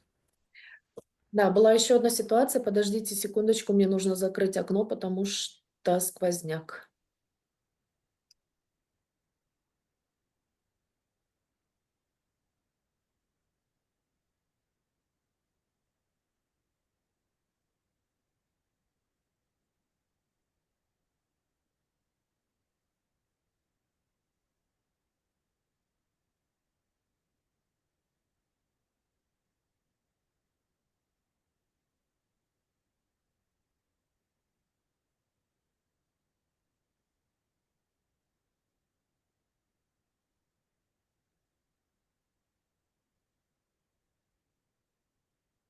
As I said, Krishna was teaching Arjuna not to think in the terms of black and white. Как я вам уже сказал, Кришна наставлял Арджуну, чтобы тот не думал в рамках черного и белого. Because Dharma is very subtle. Потому что дхарма, она очень тонка, субтильна. Integrity is related to Dharma. А целостность очень связана с дхармой. And for example, Arjuna had a vow И, например, у Арджуны была клятва, that if anybody will ever curse his weapon, then he would kill that person right on the spot. что если кто-то когда-либо проклянет его оружие, то он должен будет убить этого человека прямо на месте. So one day, Yudhishthira, he was very severely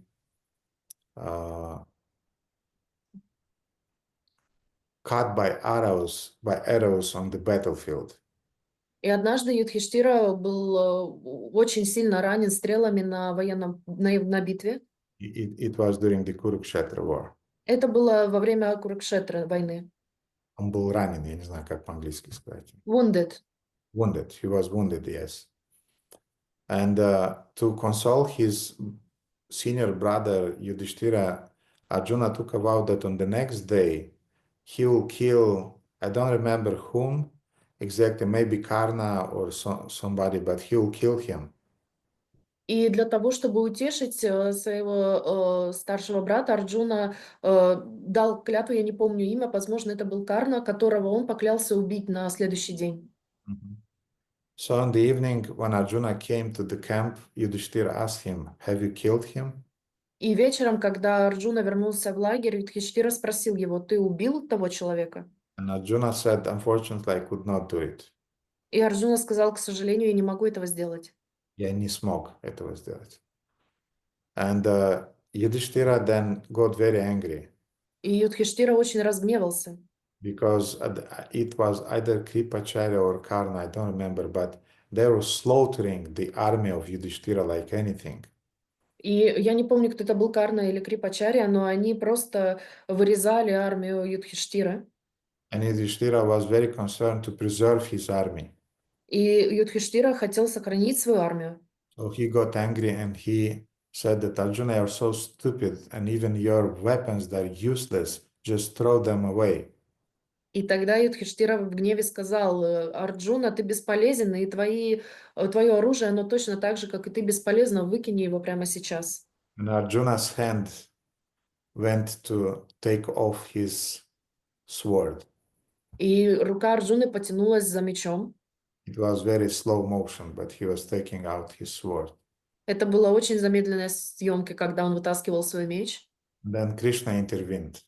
И появляется на сцене Кришна. Krishna is saying, "Hey Arjuna, what are you doing now?" И Кришна спросил: Арджуна, что ты сейчас делаешь? Arjuna is saying, "My Lord, I'm following my vow И Арджуна сказал: Господь, я следую своей клятве. to kill anyone who offended my weapons." Убить любого, кто оскорбит мое оружие. And Krishna smiled. А Кришна улыбнулся. Said, "Yes, go ahead." Да, вперед! Take off the Yudhishthira's head. Отруби Юдхиштире голову, Duryodhana will become the king. Дурьодана станет царем, All the demons will invade the world, все демоны заполнят мир, and all those warriors that died on the battlefield, no problem. и все те воины, которые умерли на поле битвы, никаких проблем. All those soldiers who tried to fight for Dharma, to prevent demons to invade the land, no problems that they died uselessly. So do it. Но никакой проблемы нет в том, что все эти солдаты соблюдают дхарму, пытались предотвратить пришествие демонов на эту планету и пожертвовали за зря свою жизнь. Вперед, делай это. So Arjuna was quite perplexed. И Арджуна был немного обескуражен. Немного, он был конкретно.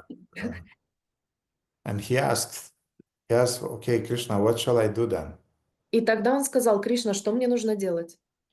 And Krishna, again, he enigmatically, he replied that, well, from one side you have to kill him, and from another side you don't have, you should not kill him. И тогда Кришна мистически ответил: с одной стороны, ты должен убить его, а с другой стороны, ты не должен его убивать. How can I achieve that? Arjuna asked. И как я могу этого достичь? Спросил Арджуна. And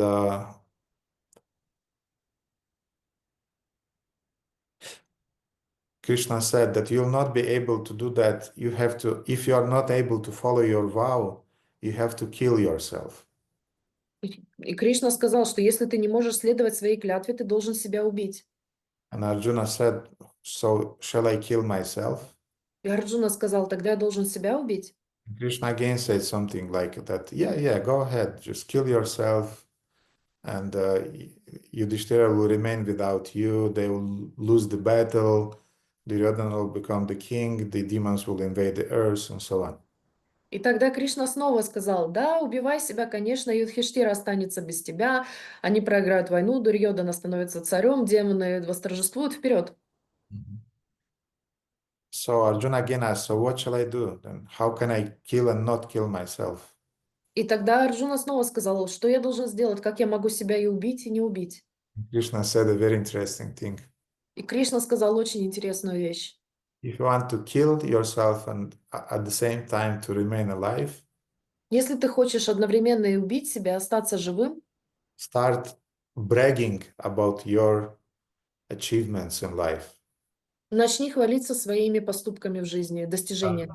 Start bragging about your divine qualities that you have in life. Начни хвалиться своими божественными качествами, которыми ты достиг в жизни.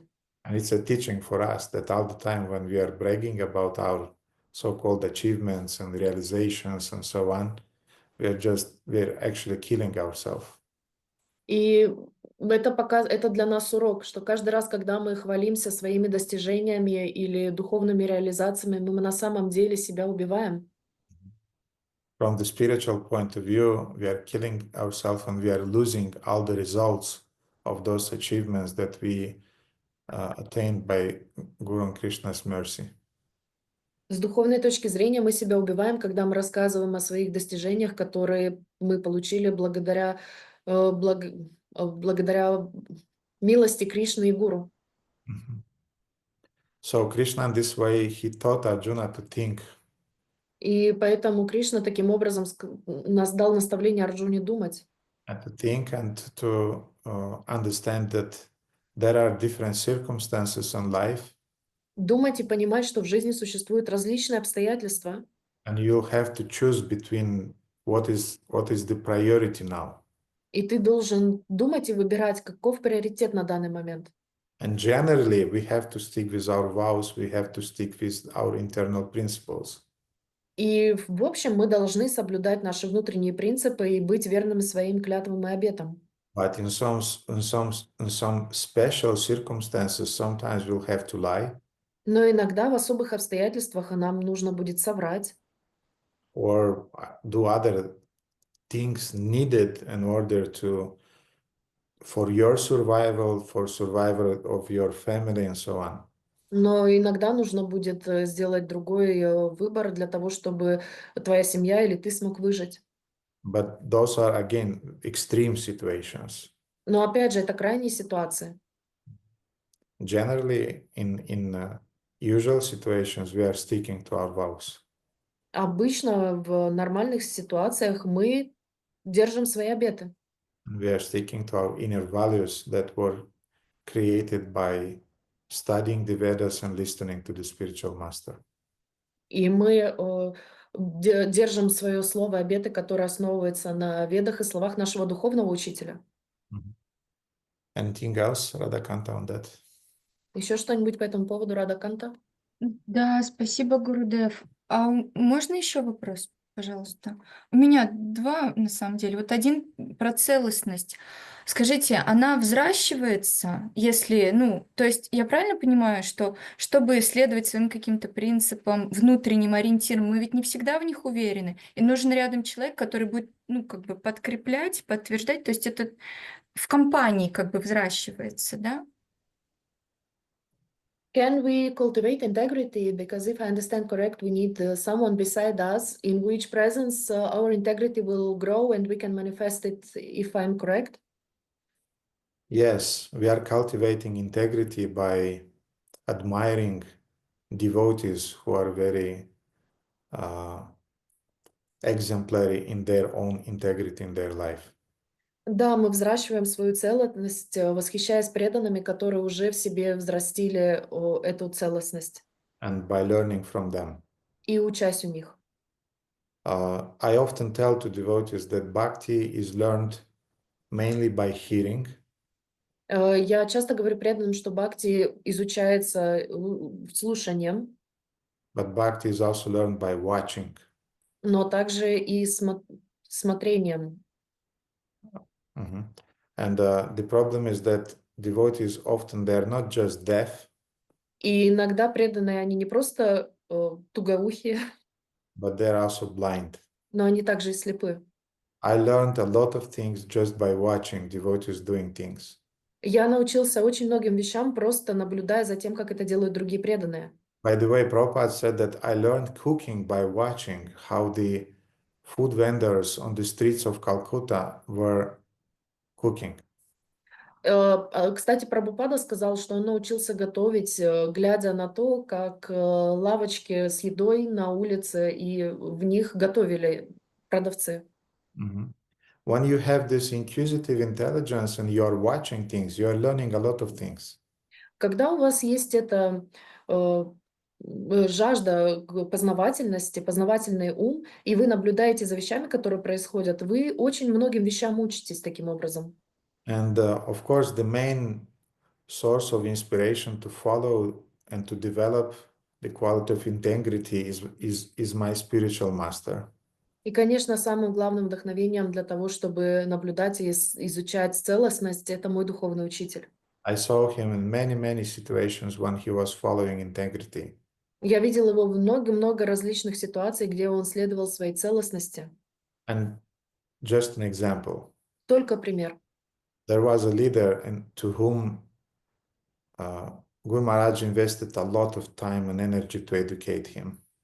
Был один лидер, в которого Гуру Махарадж инвестировал очень много времени и внимания для того, чтобы его обучить.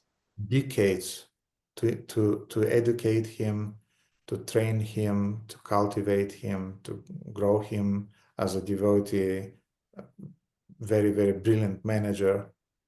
Dесятилетиями он его обучал, рассказывал, взращивал и объяснял, что нужно делать, и он стал невероятным менеджером. At some point, that manager, that devotee, he kind of like forgot that everything he had, all the achievements that he achieved were just the result of the training that he received from Shivaram Swami Maharaj. И в какой-то момент этот преданный, этот менеджер, он просто забыл, что все то благо, все, что у него есть, он получил благодаря тому, той бесконечной энергии и обучению, которое в него вложил Шрила Шиварама Свами Махарадж. And he even started boasting that he organized the new Vrajadam farm. И он начал даже говорить всем, что он организовал Нью Враджадам. that he was the person who bought the land. Он был человеком, который купил землю. He was involved in that definitely, Он, конечно же, был вовлечен в это, but it wasn't his idea, and it wasn't his money, and it wasn't his even knowledge about exactly what piece of land should be bought. но это было не его знание, это была не его идея, это были не его деньги, и даже не его понимание о том, какую именно землю надо купить. Anyway, that at some point that person he turned completely against Param Gurudev, and he started to criticize him and so on. Ну, в любом случае, этот человек повернулся спиной к Гурудеву, начал его просто критиковать и отвернулся от него. That's one of the most painful thing when your disciples turns against you. I mean, it's really crazy. Это одна из самых болезненных вещей, когда твои ученики от тебя отворачиваются. Это просто какое-то сумасшествие. And they're not just turning against you, they're criticizing you, they're giving you painful words. И они не просто отворачиваются от тебя, они тебя критикуют, и они говорят тебе какие-то болезненные слова. Prabhupada had to endure that, Srila Bhaktisiddhanta Saraswati had to endure that, Param Gurudev, Radhanath Swami, tell me any name in ISKCON, I'll tell you how many times they were criticized and even by, not many, but by some of their disciples. Шрила Прабхупада, Бхактисиданта Сарасвати, Гуру Махарадж, Раданада, в общем, всех, назовите мне любое имя, любой духовный учитель, они не всеми, но были люди, были у них ученики, которые поворачивались против них и критиковали их. So one time I asked Guru Maharaj, what happened? И однажды я спросил Гуру Махарадж, что случилось? And he could tell me a lot of things that I heard from other devotees. И он мне мог сказать очень много вещей, которые я слышала от других преданных. And he just said, Radha Govinda, this person is not present here now, therefore I don't want to talk about him without his presence. Знаешь, Рада Говинда, сейчас этого человека здесь нет, и я не хочу об этом говорить без его присутствия. And I was a kind of like, boom. I was knockouted by the integrity of my Guru Maharaj. И я был просто нокаутирован целостностью своего Гуру Махараджа. Other times when there were some managerial meetings, Guru Maharaj spoke about the mistakes of some devotees. А когда были встречи менеджеров, Гуру Махарадж говорил об ошибках преданных.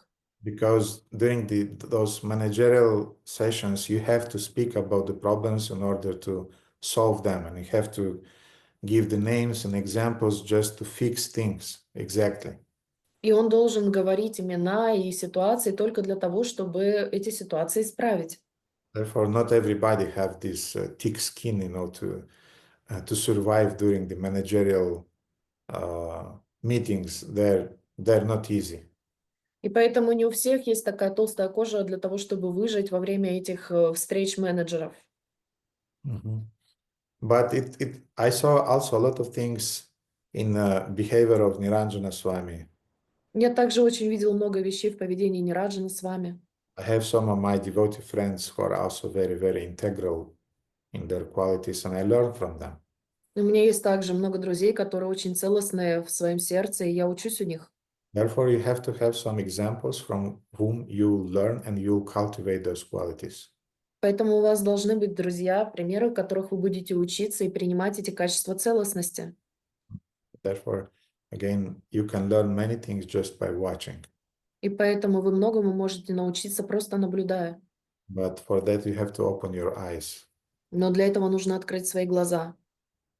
As the Bhagavad Gita is saying, that vimuda anupashyanti. Как говорится в Бхагавад-гите, Вимуда Анупашенти, That fools, they don't see. глупцы они не видят, But vimuda anupashyanti. I'm just learning this verse. it's a beautiful one. Just a second, I want to quote it because it's worthy of it. Я сейчас учу этот стих, 1 минуту, я хочу точно его процитировать, потому что оно того стоит. Vimuda anupashyati jnana chaksh, no, not jnana chakshusha, vimuda anupashyati.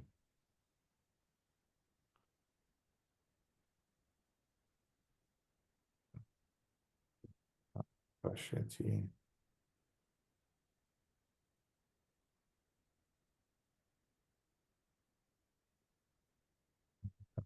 Pashyati.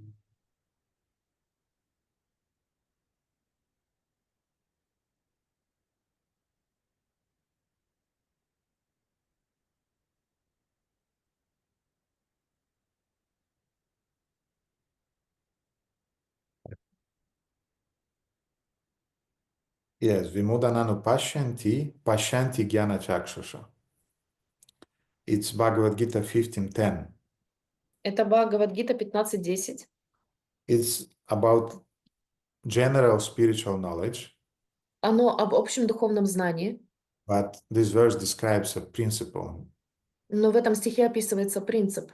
So the verse is saying that foolish cannot understand how a living entity can quit his body, nor can they understand what sort of body he enjoys under the spell of modes of nature. Что глупцы не могут понять, как живое существо может покинуть это тело, и так же, как оно находится в том теле, которое находится под влиянием гун материальной природы. But one whose eyes are trained in knowledge can see all of this. Но те, чьи глаза натренированы силой знания, они могут это все видеть. So Pashanti Jnana Chakshusha means to have your eyes to be trained. Итак, это видеть глазами, которые натренированы. It means to see the world with the eyes of a disciple. Это означает видеть мир глазами ученика. That's how you are learning. Таким образом, вы учитесь. And you have to have the ears of a disciple also. И также у вас должны быть уши ученика. That's how you are learning. Таким образом, вы учитесь.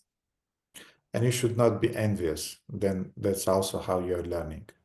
И вы не должны быть завистливыми. Это тоже то, как вы учитесь. Because if you are envious and you are proud, then no reason to learn anything from anybody. Потому что если вы завистливы и горделивы, то нет никакой причины учиться чему-либо у кого-либо. If you are humble and you accept that there are people who are more efficient in what they are doing, they are more advanced in their qualities of character and their knowledge, then you can learn from them.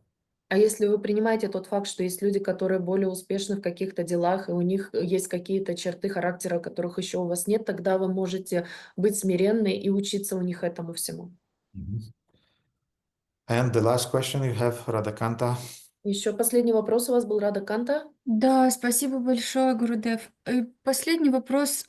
Вот Бхишма принял свои обеты, но не послушал наставления Парашурамы. Я правильно понимаю? Потому что он не был его духовным учителем? Did Bhishmadeva not take, he took his vows, but he didn't follow the order of his master. Is that because he wasn't his spiritual master? In Vedic culture, doesn't mind your teacher is a spiritual teacher, a material teacher, he's a teacher, you have to follow. В ведической культуре, неважно, если у тебя просто учитель гуру или духовный учитель Гурудев, ты должен следовать его указаниям в любом случае. He has a special role in your life. Он выполняет особую роль в твоей жизни. And he is anyway perceived as a manifestation of divinity. И он в любом случае воспринимается как проявление божественного. Of course, not to the same degree as the Guru Deva or the spiritual master. Конечно, не в той степени, как Гурудева или духовный учитель. But here we have another thing. Но здесь у нас еще один момент есть. The thing is that the only time when you can disobey the order of the spiritual master Единственный раз, когда вы можете ослушаться наставления духовного учителя, indicates that your spiritual master is in good standing. в том случае, если ваш духовный учитель находится в хорошем состоянии сознания, Is when he is asking you to get married. это когда он просит тебя выйти замуж или жениться. That's the only time you can say no. Это единственный раз, когда вы можете сказать «нет». If you are determined to remain brahmachari, then you can disobey the order of your master, spiritual master, and remain brahmachari. Если вы хотите быть брахмачари, то вы можете ослушаться наставления духовного учителя и остаться брахмачари. There are cases in Srimad Bhagavatam described. We will not go into those details. Были такие примеры в Шримад Бхагаватам, мы не будем сейчас углубляться в эту тему. But otherwise, the spiritual master's order is law. I mean, you just don't break it. It's absolute law. А в другом любом случае слова духовного учителя являются абсолютным законом, который вы не можете нарушать. So that was the case. Therefore, Bhishmadeva did not follow Parashurama's instruction. И поэтому это была такая ситуация, и Бхишмадева не последовал указаниям Парашурамы. Я поняла. Спасибо вам большое, дорогой Гурудев, за ваши ответы. Шамахада. Харе Кришна, дорогой Гурудев, дорогие преданные, примите мой поклон, пожалуйста. Вы уже частично ответили на мой вопрос, отвечая на вопрос Радаканта. Если это повторение, вы скажите. Я хотела чуть-чуть уточнить.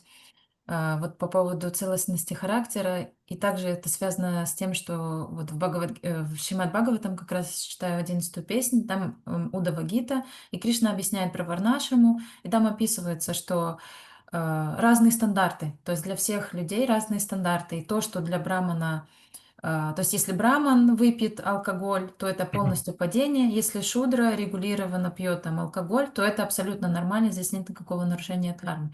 И вот в этой истории получается, ну как бы никто не ждал целостности характера от рыбака, от Даса Раджи. То есть никто не удивился, что у него такое поведение.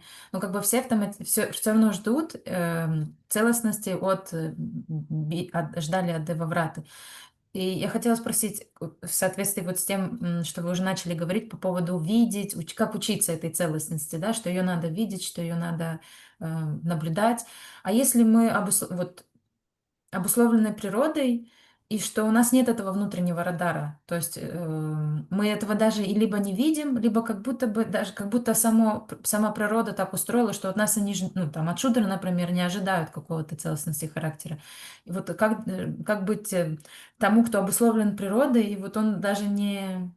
Ну, как бы он слышит, может, эти истории о великих преданных, о великих воинах, но либо сам не способен, либо он даже не видит этого, он не способен это распознать. Если я не знаю, понятно. Я попробую перевести Кришнаканта сама, чтобы... My question is about this inner standard that different people, different devotees, according to the material nature, according to the Varna, they have different inner standards.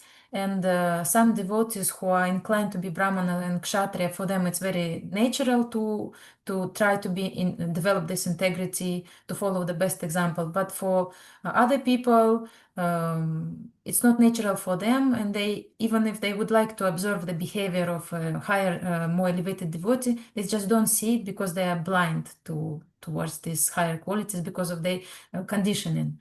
And I wanted to ask Gurudev what these devotees should do who are just blind in this way. Certainly, Kalau Shudra Sambhava and Kali Yuga, everybody is a Shudra. Конечно, во время Кали-юги мы все являемся шудрами. But let's not forget that besides having a materially conditioned nature, we came to Krishna consciousness to develop a higher nature. Но давайте не забывать, что несмотря на то, что мы обусловлены материальной природой, мы шли в сознание Кришны для того, чтобы развивать духовную природу. Therefore, we have a double task. Поэтому у нас двойная миссия. From one side, we have to consider our material conditioning. С одной стороны, мы должны материальную обусловленность свою принимать во внимание. From another side, still, we have to cultivate our Vaishnava nature. А с другой стороны, мы должны культивировать природу Вайшнавы. Therefore, all of those qualities of integrity, honesty, and so on, they are the part of the Vaishnava nature that we are obliged to cultivate. Поэтому понятие целостности и чести, они являются частью характеристик вайшнава, которые мы должны в себе культивировать. And of course, in the case when we are more conditioned by the Shudra nature, some of us are more conditioned, some of us are less conditioned. И, конечно, когда мы принимаем во внимание природу шудры, которой мы все обладаем, некоторые из нас обусловлены в большей степени, другие в меньшей степени. Some of us will advance faster in cultivating Vaishnava divine qualities. Some of us will be a little bit slower in that. Некоторые из нас разовьют в себе качество вайшнава более быстрым образом, некоторые помедленнее. But we are all obliged to develop those qualities. We have to work on them in order to become Vaishnavas. Но мы все обязаны культивировать в себе эти качества для того, чтобы стать вайшнавами. And I heard that even in the Varnashrama system, И я слышала это даже в системе Варнашрама. that yes, Shudras, they know that they are Shudras, Да, шудры знают, что они шудры, but they have yet a duty to cultivate sattvic qualities. но опять же у них есть обязанность культивировать в себе сатвические качества. And they are degrading as Shudras to the degree that they are not striving to cultivate sattvic qualities.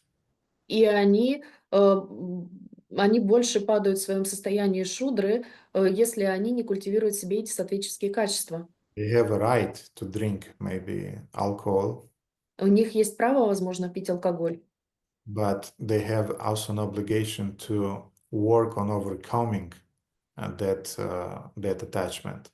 но у них также есть обязанность превзойти эту привязанность. And if they are not working on overcoming their Shudra lower nature, then they are degrading. И если они не работают над тем, чтобы превзойти эту природу низшую шудры, то они деградируют. Therefore, from the point of view of Varnashrama, from the point of view of Bhagavad Dharma or spiritual life, we have a duty to cultivate those qualities. Поэтому с точки зрения Варнашрама Дхармы, с Бхагавадхармы мы должны культивировать в себе эти качества. Because without cultivating them, it's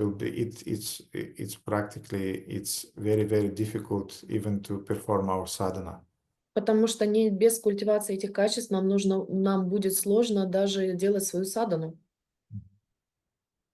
So that's my understanding, Shamaklada. Таково мое понимание Шимахлада. Простите, а можно еще уточнить? Да. А я правильно понимаю, что как вот есть разные дхармы, да, то есть качества вайшнавские, они на разных, на разной природе, они будут проявляться все равно по-разному. То есть, например, там шудра, то он может, что-то он развивает, но, вернее, как-то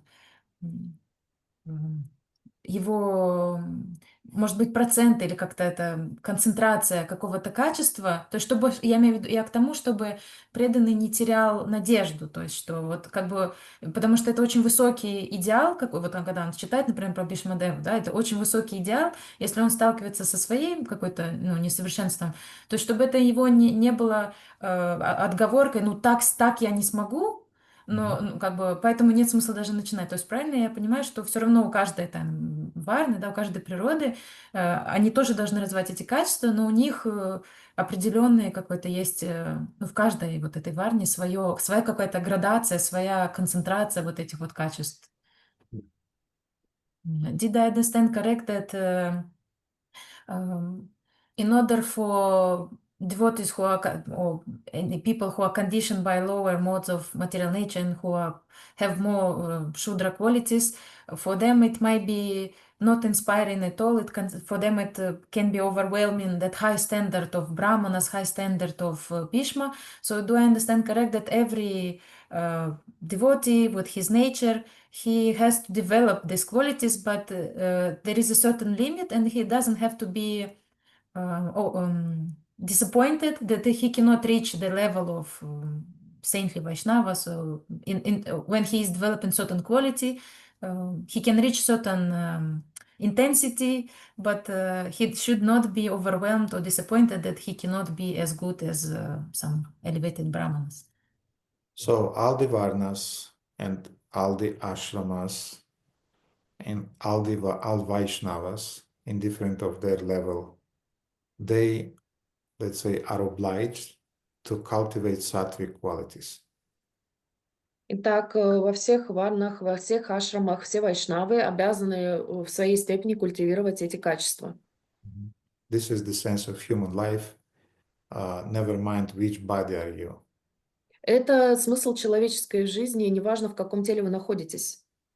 It's just the universal principle for all people, all the souls which are embodied in the human bodies. Это универсальный принцип и закон для всех существ, которые находятся в человеческих или нечеловеческих телах. Some varnas will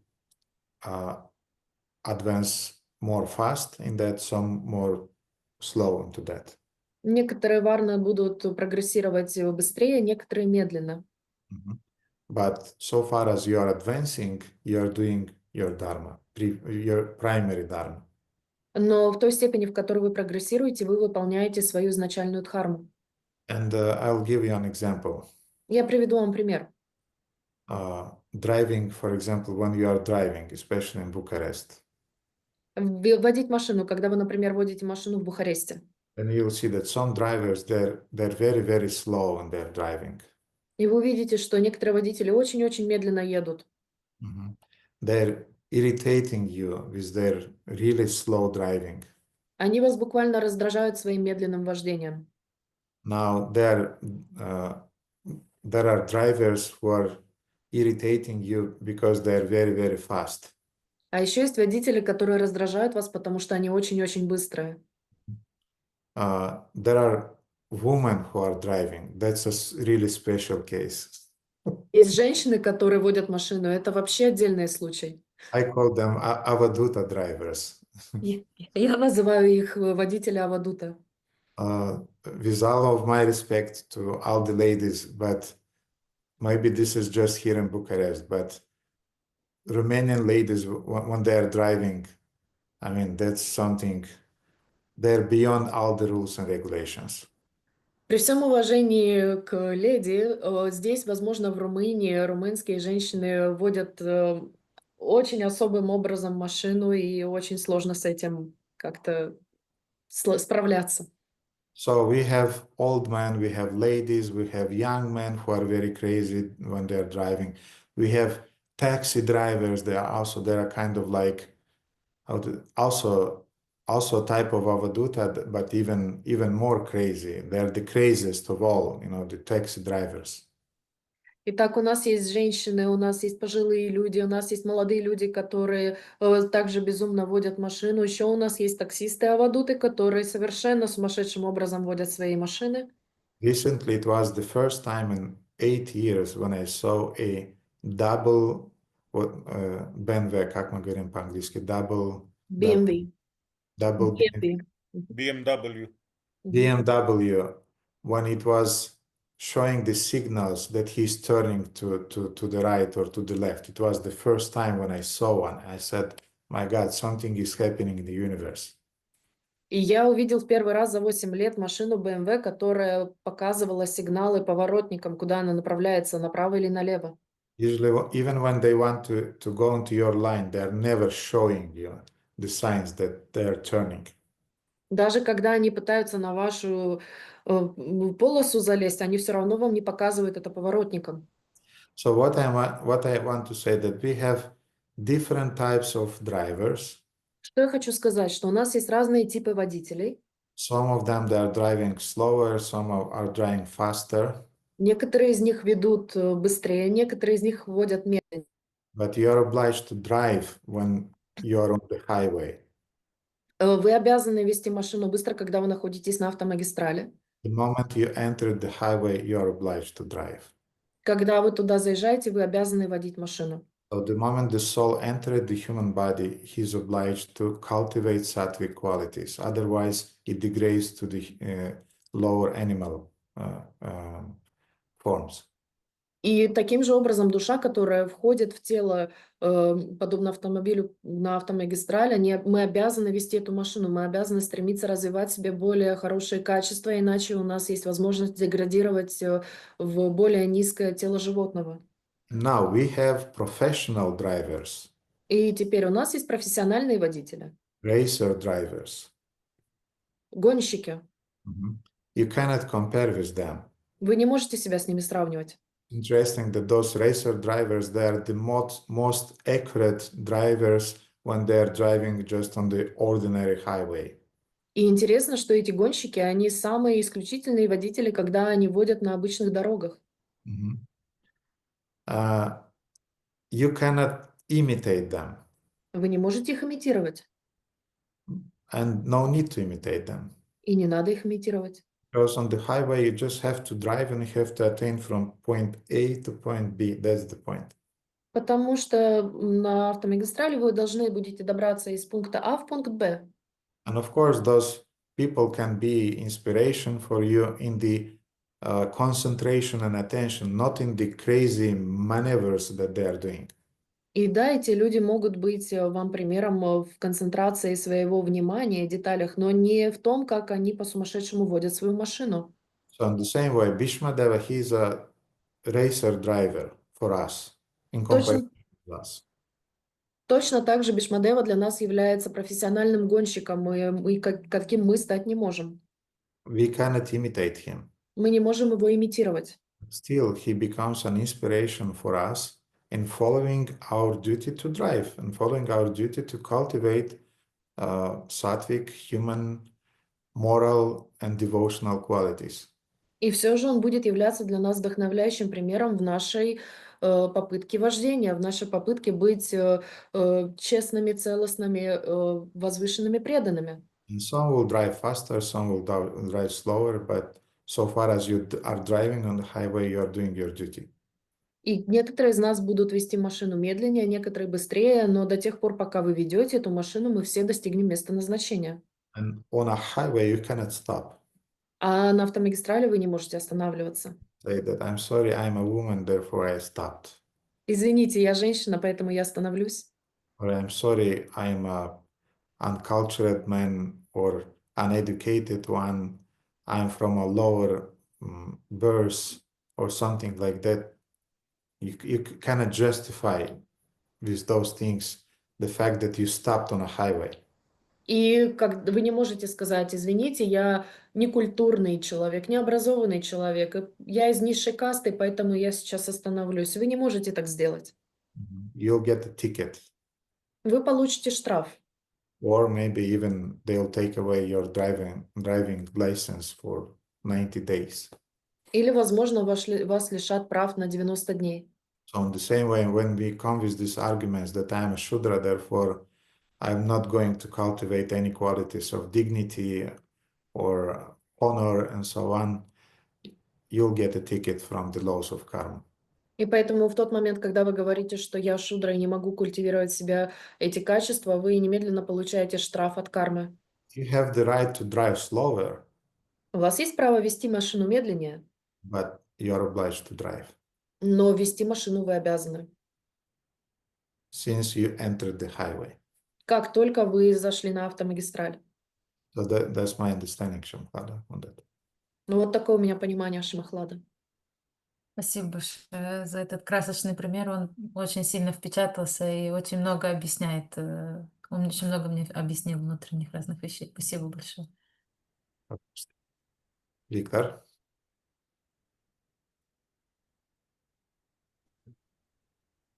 Харе Кришна, дорогой Гурудев, дорогие преданные, примите, пожалуйста, мои поклоны, вся слава Шриле Прабхупаде.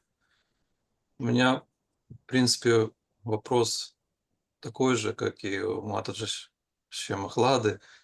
Вот, и я все равно поделюсь своим опытом, потому что у меня есть опыт взятия обетов на себя, и он не очень такой как бы позитивный. Вот, например, там в картику, да, что-то взял и там начал вроде бы бодро, а под конец думаешь, ну когда уже эта картика закончится, когда я уже брошу читать этот Бхагаватам, брошу повторять круги там, ну и все остальное, как бы уже в таком уже настроении истерики какой-то, знаете, вот. И Я понимаю, что вот, да, этот пример двигаться по трассе, по шоссе, вот. Но, может быть, если ты не зацепился за гуну благости, может быть, вот эта техника взятия обетов, может, это еще, ну, очень мощный инструмент, но не для каништх, как бы, ну, вот такой вопрос. Это Мгм. I want to share my experience about keeping your vows, especially on Kartika. And I know that feeling when you start some vow or you start something and then you cannot wait. And in the beginning, you are very excited. And then after a while, you are just waiting for Kartika to be over. And when you will stop to read those extra rounds, on where you chant extra rounds, or where you will stop to read that Bhagavatam. And this example with the road and cars was very colorful, but the question is, if the person is not hooked to the mode of goodness, and it cannot keep that driving that road, should we still try to do it? Mhm. Maybe one time we'll analyze the description that is given in Madhurya Kadambini by Vishwanatha Chakravarti Thakur. Возможно.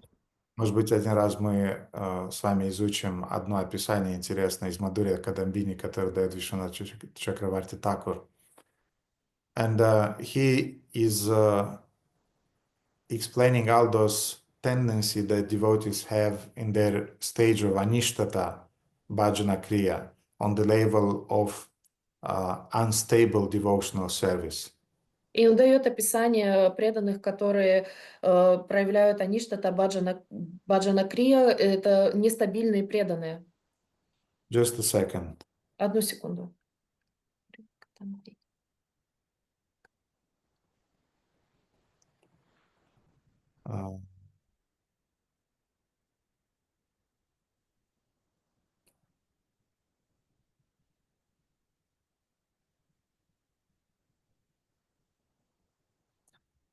Yes.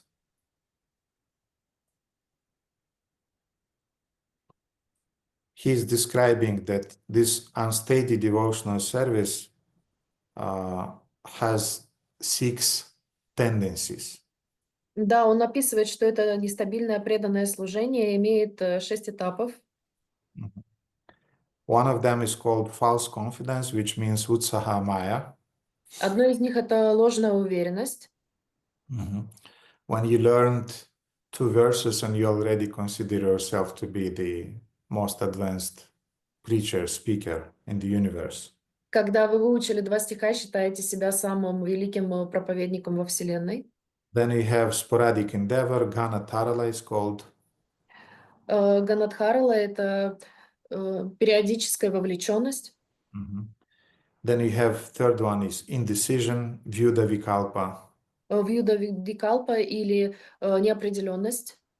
To remain a brahmachari, to get married. Again, after 1 week, no, I'll remain a brahmachari. Then after 2 weeks, no, certainly I should get married. Когда вы хотите быть брахмачари, а потом выйти замуж, жениться после 1 недели, потом через 2 недели снова хотите быть брахмачари.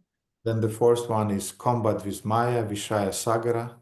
Вишая Сагара — это война с Майей.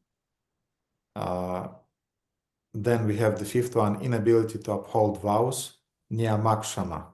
Ниямакшма — невозможно сдерживать обещания и клятвы. And the sixth one is enjoying the waves, Taranga Rangani. Таранга-рангани или наслаждение волнами. So this Niyamakshama or inability to uphold vows. Ниямакшма или невозможность сдерживать обеты. Why you're unable to uphold vows? Почему мы не способны сдерживать наши клятвы? For 2 reasons. 2 причины. First of all, you don't have the needed strength. Первое, что у вас не хватает неподходящей силы. The second one is that you are taking sometimes unnecessary and too elevated vows upon yourself. А иногда вы берете на себя слишком возвышенные и ненужные для вас в данный момент клятвы. Why you are doing that? Почему вы это делаете? Because of pride. Из-за гордости. So therefore, even this practice of taking the vows is also a science that you have to learn from devotees. Поэтому это взятие обетов — это тоже наука, которую вы должны научиться от преданных. And devotees who know me for many years, И преданные, которые знают меня на протяжении многих лет, especially who knows me from Ukraine or Republic of Moldova, you heard me hundreds of times telling you that before Kartika starts, go to your counselors and discuss the vows you want to put on yourself with your mentors.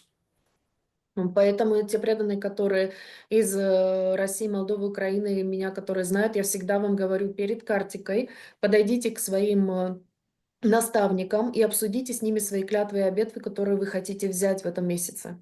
Because devotees before Kartik, they're coming and they're very, very enthusiastic. Потому что перед Картикой преданные приходят, и у них очень-очень много энтузиазма. And they're saying, I'll learn 100 shlokas during the Kartika. И они говорят, я выучу 100 стихов во время Картики. I'll read 10 cantos of Srimad Bhagavatam during the Kartika. Я прочитаю 10 песней Шримад Бхагаватам во время Картики. I'll not eat sweets.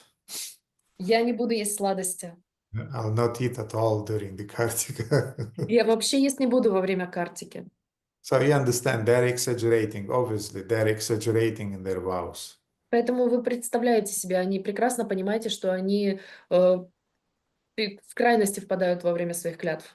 And therefore, often knowing my counselees, Поэтому, зная своих наставников, нет, своих подопечных, мгм. I often was advising them, Я им часто советовал, you'll have only 2 vows during the Kartik. у вас будет только 2 клятвы во время Картики. Daily to sing Damodara Ashtaka Каждый день воспевать Дамодараштаку and to offer a light to Lord Damodara. и предлагать огонек Дамодаре. But this is too less. I want more. Но это очень мало, я хочу больше. And I was saying that, look, you have a family, you have a business startup now. И я всегда говорил, смотри, у тебя есть семья, у тебя сейчас стартап в бизнесе начинается. You have problems with your health. У тебя проблемы со здоровьем. Have a lot of services in the temple. У тебя много служения в храме. Let's keep things simple. Давай будем оставим вещи простыми. So at the end of Kartika, they were saying even these 2 things, it was hard for them to follow. И потом в конце Картики они говорили, что даже эти 2 вещи для них были очень сложными. Therefore, that's the reason we have mentors in our spiritual life. И именно поэтому у нас есть наставники в нашей духовной жизни. The spiritual master is teaching the principles, Духовный учитель учит нас принципам, but our mentors are teaching us the details in the framework of principles. а наши наставники учат нас деталям в рамках этих принципов. And they know us personally. They know what we are able, what we are not able. И они знают нас лично, они знают, на что мы способны, на что мы не способны. There were devotees who came to me and say, Radha Govinda, so I only follow 2 vows during this Kartik. Ко мне приходили преданные и говорили, Рада Говинда, я только 2 обета взял на себя во время этой Картики. And I said, no, my dear one. You have to follow some yamas and niyamas during this Kartik. И я говорил, нет, дорогой мой, ты должен будешь следовать янамам и ниямам во время этой Картики. You'll have to restrict your eating, you'll have to restrict your sleeping. Тебе нужно будет урезать свою еду, свой сон. You'll have to double your reading. Нужно будет удвоить твое чтение. You have to worship Tulasi Devi during the Kartik at least twice a week, for example. Нужно будет поклоняться Туласи Деви во время Картики, по крайней мере, скажем, 2 раза в неделю. And to some devotees, I was telling also И некоторым преданным я также говорил, that you'll have to serve Vaishnavas. что ты должен служить вайшнавам. But I'm ready, I'm serving Vaishnavas. Но я уже служу вайшнавам. Okay, I know that you're serving Vaishnavas, but you'll have to do some very specific thing during the Kartika. Да, я знаю, что ты уже служишь вайшнавам, но ты должен будешь сделать какую-то определенную вещь во время Картики. You'll have that was the task I was giving, that during the week, you'll have to give to 5 devotees, you'll have to give gifts. И я давал задание, что во время этой недели ты должен будешь 5 подарков подарить преданным. So 20 devotees during 1 month. You give gifts. 20 преданных во время картики получат подарки от тебя. And this one was the most ecstatic one. Devotees really appreciated it. И это было самым экстатическим для преданных, им это очень нравилось. Because you receive a lot of blessings. Потому что ты получаешь очень много благословений.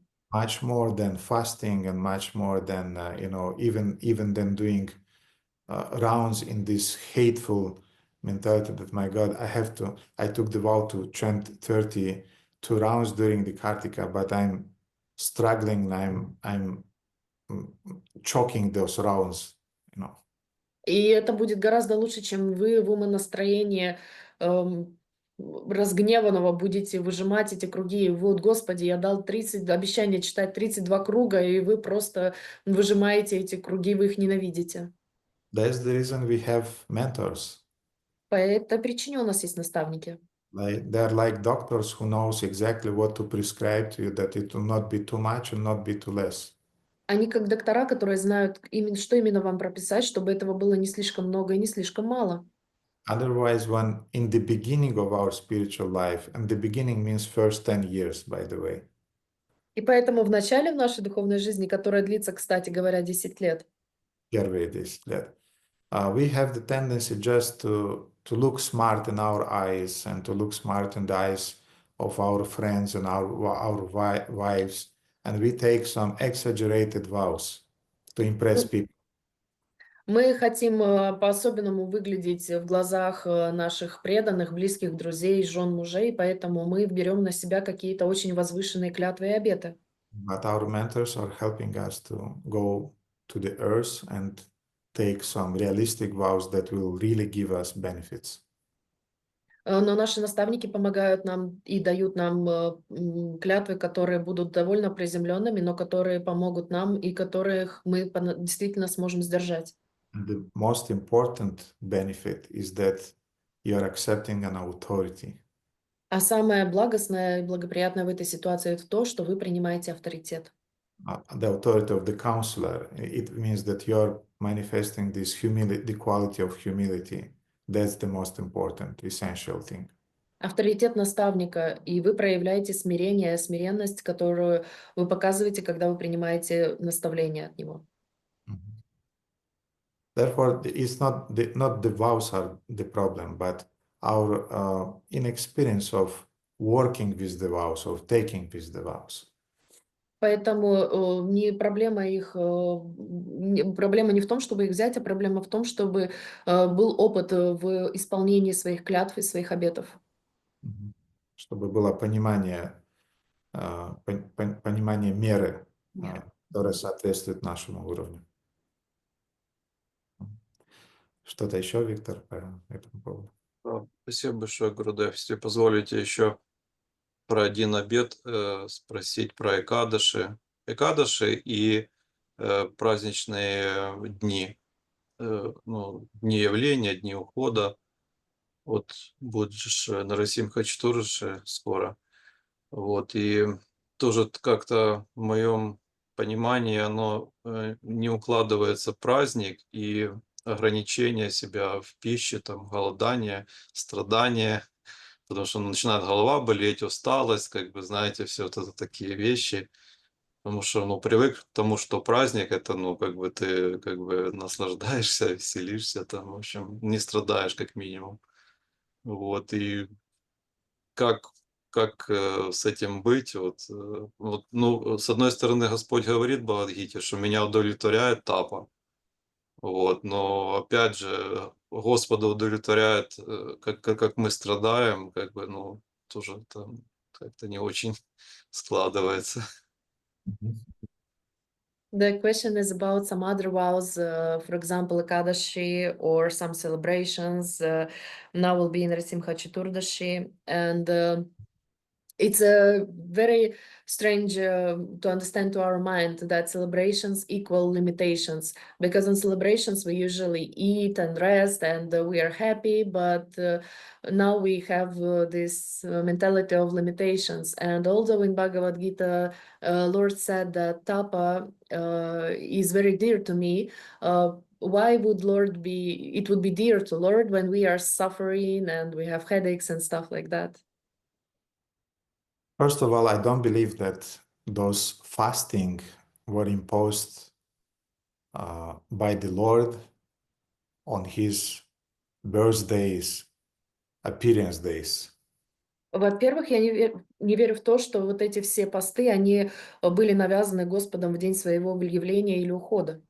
So I don't think that Krishna decided, well, I want to make you suffer a little bit on Janmashtami because too much celebration is there, so you have to suffer a little bit. Я не думаю, что Кришна такой в Джанмаштаме решил, что сейчас будет праздник, поэтому я хочу, чтобы вы немного пострадали. Чтобы жизнь малиной не казалась, no? So those fastings definitely are there not because the Lord invented them, but because our previous acharyas, they established that we have to follow those vows with a certain reason. И поэтому это не Господь решил, что у нас будут посты в это время. Это установили наши предыдущие ачарьи, они это сделали по определенной причине. Previous saints, acharyas, and so on. Ачарьи, святые предыдущие и так далее. What is the reason of that?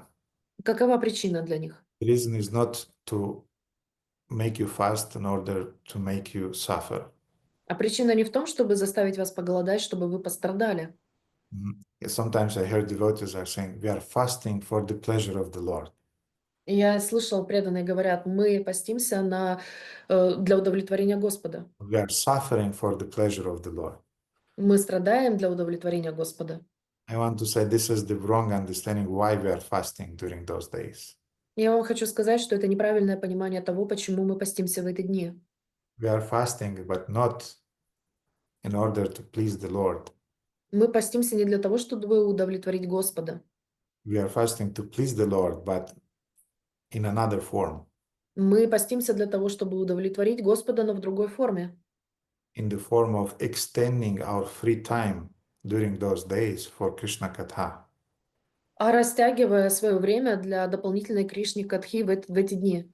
If you are not eating, it means you are sleeping less. Если вы не едите, означает, вы меньше спите. If you are not eating, it means you are not cooking. Если вы не едите, значит, вы не готовите. It means you are not going to the market to buy things. Означает, что вы не пойдете в магазин покупать продукты. So you'll have more time for Shravanam Kirtanam. И у вас будет больше времени для Шраванам Киртанам. You'll have more time for Smaranam. У вас больше будет времени для Смаранам.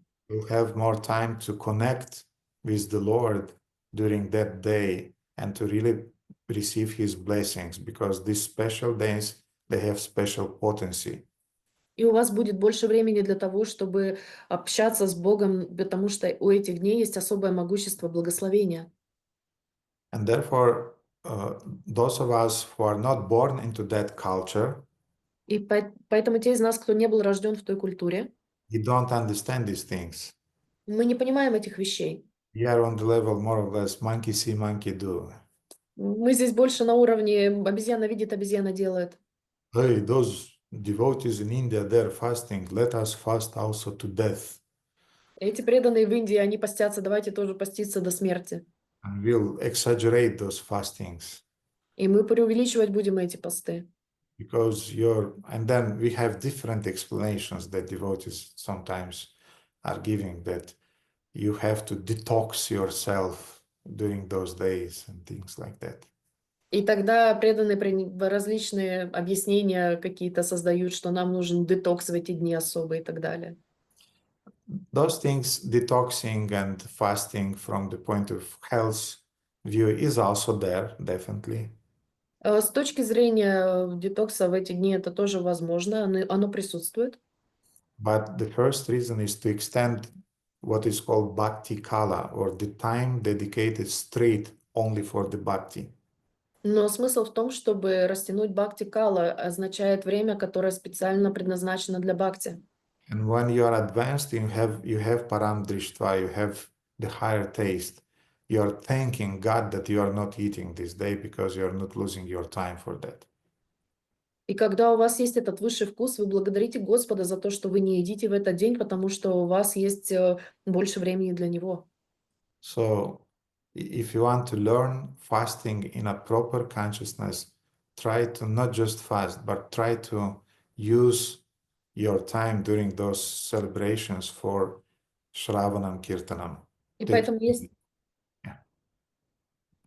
если вы хотите правильным образом поститься в эти дни, вы должны просто делать так, чтобы это время было использовано для Шраванам Киртанам, которое вы улучшили благодаря тому, что вы не едите. And as a result of the fact that devotees don't understand that those fasting are meant for extending our bhakti kala or the time dedicated to Shravanam Kirtanam, they don't understand the reason. They think it's just a self-imposed suffering. And therefore, devotees, 90% of our movement now are not following those fasts. И из-за того, что преданные сами себе придумали про посты, они не понимают, что это сделано для бхакти кала, для того, чтобы было больше времени для Шраванам Киртанам. Они сами себе навязали это страдание, и они не понимают, для чего они это делают. И таким образом 90% людей в нашем движении уже не соблюдают эти посты. Devotees are eating on Janmashtami, Преданные на Джанмаштами едят. I mean in the morning. Утром, я имею в виду. Devotees are not fasting during Nrisimha Chaturdashi Ram Navami. Во время Нарисимха Чатурдаши они тоже не постятся. They are not fasting during Gaura Purnima. Они во время Гаура Пурнимы не постятся. Devotees started also to eat grains on Ekadashi. Преданные даже стали есть зерновые на Кадаше. I'm speaking now about twice initiated devotees doing that. Я уже не говорю о том, что дважды инициированные преданные делают это. And it's not so much about Russian-speaking ISKCON, Это не столько про русскоговорящий искон, which means all the former Soviet Union countries. а что означает постсоветские страны. In those countries, more or less things are going nicely yet, and I hope it will go on like that. В тех странах более-менее еще вещи сохраняются такими, какими они должны быть, и я надеюсь, что так дальше и будет. But here in Europe, devotees are very relaxed in that sense. Но здесь, в Европе, преданные очень расслаблены в этом смысле. And we have Nrisimha Chaturdashi celebration И у вас есть праздник Нарисимха Чатурдаши, and a Govinda restaurant full of twice initiated devotees who are happily enjoying their Nrisimha Chaturdashi prasadam. и ресторан Говинда, в котором полно преданных, которые радуются Нарисимха Говинда прасадамам. Why? Because they were not educated, they don't understand the reason of those fastings and so on. Почему? Потому что они не образованы, они не понимают, какова причина для этого поста и так далее.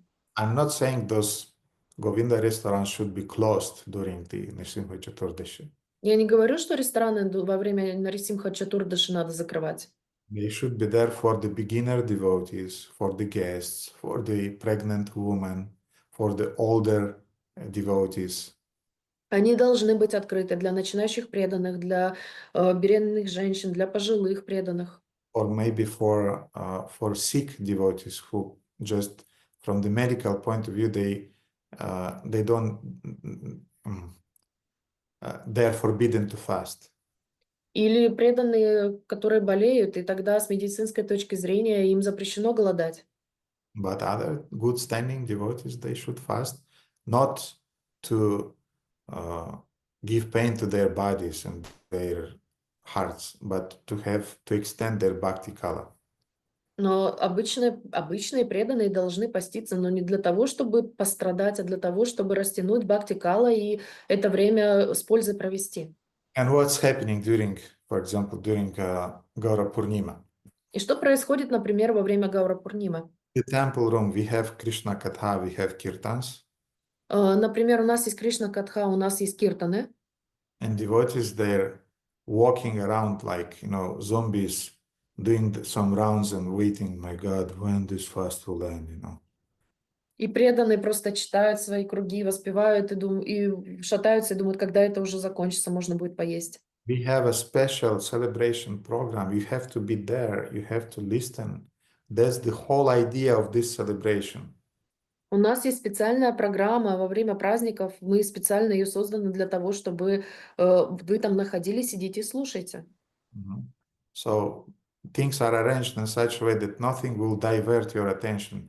Your attention, at least these days, a week or a month or a year, will be dedicated to Shravanam, Kirtanam, Smaranam. И все устроено таким образом, чтобы в этот день, ну хотя бы в этот день, все ваше внимание было сконцентрировано на Шраванам, Киртанам, Смаранам. So this is my understanding, Victor. Такое мое понимание, Виктор. Спасибо большое, Гурудев. Спасибо и вам. Матаджи Евгения.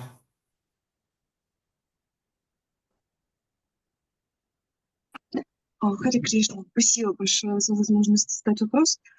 Относительно наставления духовного учителя, я вот читаю в требованиях на посвящение, там написано ежедневно слушать лекции духовного учителя, запятая Шрилы Прабхупады, Шрила Шиварама с вами и других проповедников ИСККОН. И я, будучи человеком, наверное, горделивым, да, я буквально это поняла и думаю, что надо вот добавить, мне вот все это добавить, и получается, что много, потому что не получается выполнять практического служения, или поверхностно. То есть, как это понимать? Как буквально это надо понимать? I was, it's regard what does spiritual guide told you to do, and I have this list of necessities as a disciple, in which you said that it's necessary to listen lectures daily of your spiritual master of Srila Prabhupada, Srila Shivarama Swami, and other spiritual teachers.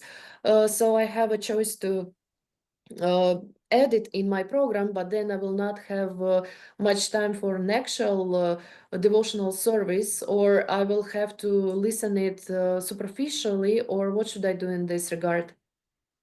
Of course, I did not meant that you have to listen, I don't know, 1 hour of Srila Prabhupada, 1 hour of Srila Shivaram Swami lectures, then mine lectures 1 hour and things like that. I did not spoke about the exaggeration with that. Само собой, я не говорила о том, что нужно слушать по часу мои лекции, Шрила Прабхупады час лекции, потом Шрила Шиварама с вами час лекции. Я не говорил об том, чтобы преувеличивать и впадать в крайность. I gave those names just for you to understand what would be the main sources of your inspiration and energy that you should receive from. Я вам просто дал несколько этих имен для того, чтобы вы понимали, где будет ваш источник вдохновения, где вы должны будете брать энергию и знания. But I'm absolutely happy if my disciples, for example, in a day will have 20-30 minutes listening just to Srila Prabhupada one day. Но я буду совершенно счастлив, если мои ученики, например, будут слушать лекции Шрилы Прабхупады 20-30 минут в день. Another day they'll listen to Param Gurudev 20-30 minutes. В другой день они будут слушать Парам Гурудева 20-30 минут. Another day they can listen to my classes. А в другой день они могут слушать мои лекции. You can combine. Also, you can listen for half an hour Prabhupada's lecture, then 20 minutes your spiritual master's lecture. I mean, it's not strict. We don't have some strict rules. Therefore, I did not elaborate on it. Вы можете послушать 20 минут лекций Шрилы Прабхупады, потом послушать 20 минут моих лекций. Вы можете их комбинировать. Нету каких-то строгих правил, и поэтому я это не уточнял в списке. The whole idea of that point in the list was that you have to be in touch with this process of Shravanam, of listening. И вся идея была в том, добавлении в это в список, в том, чтобы у вас было постоянное единение с Шраваном. Yesterday I was listening to a class. I was reading Srila Bhaktisiddhanta Saraswati's letters. Sorry.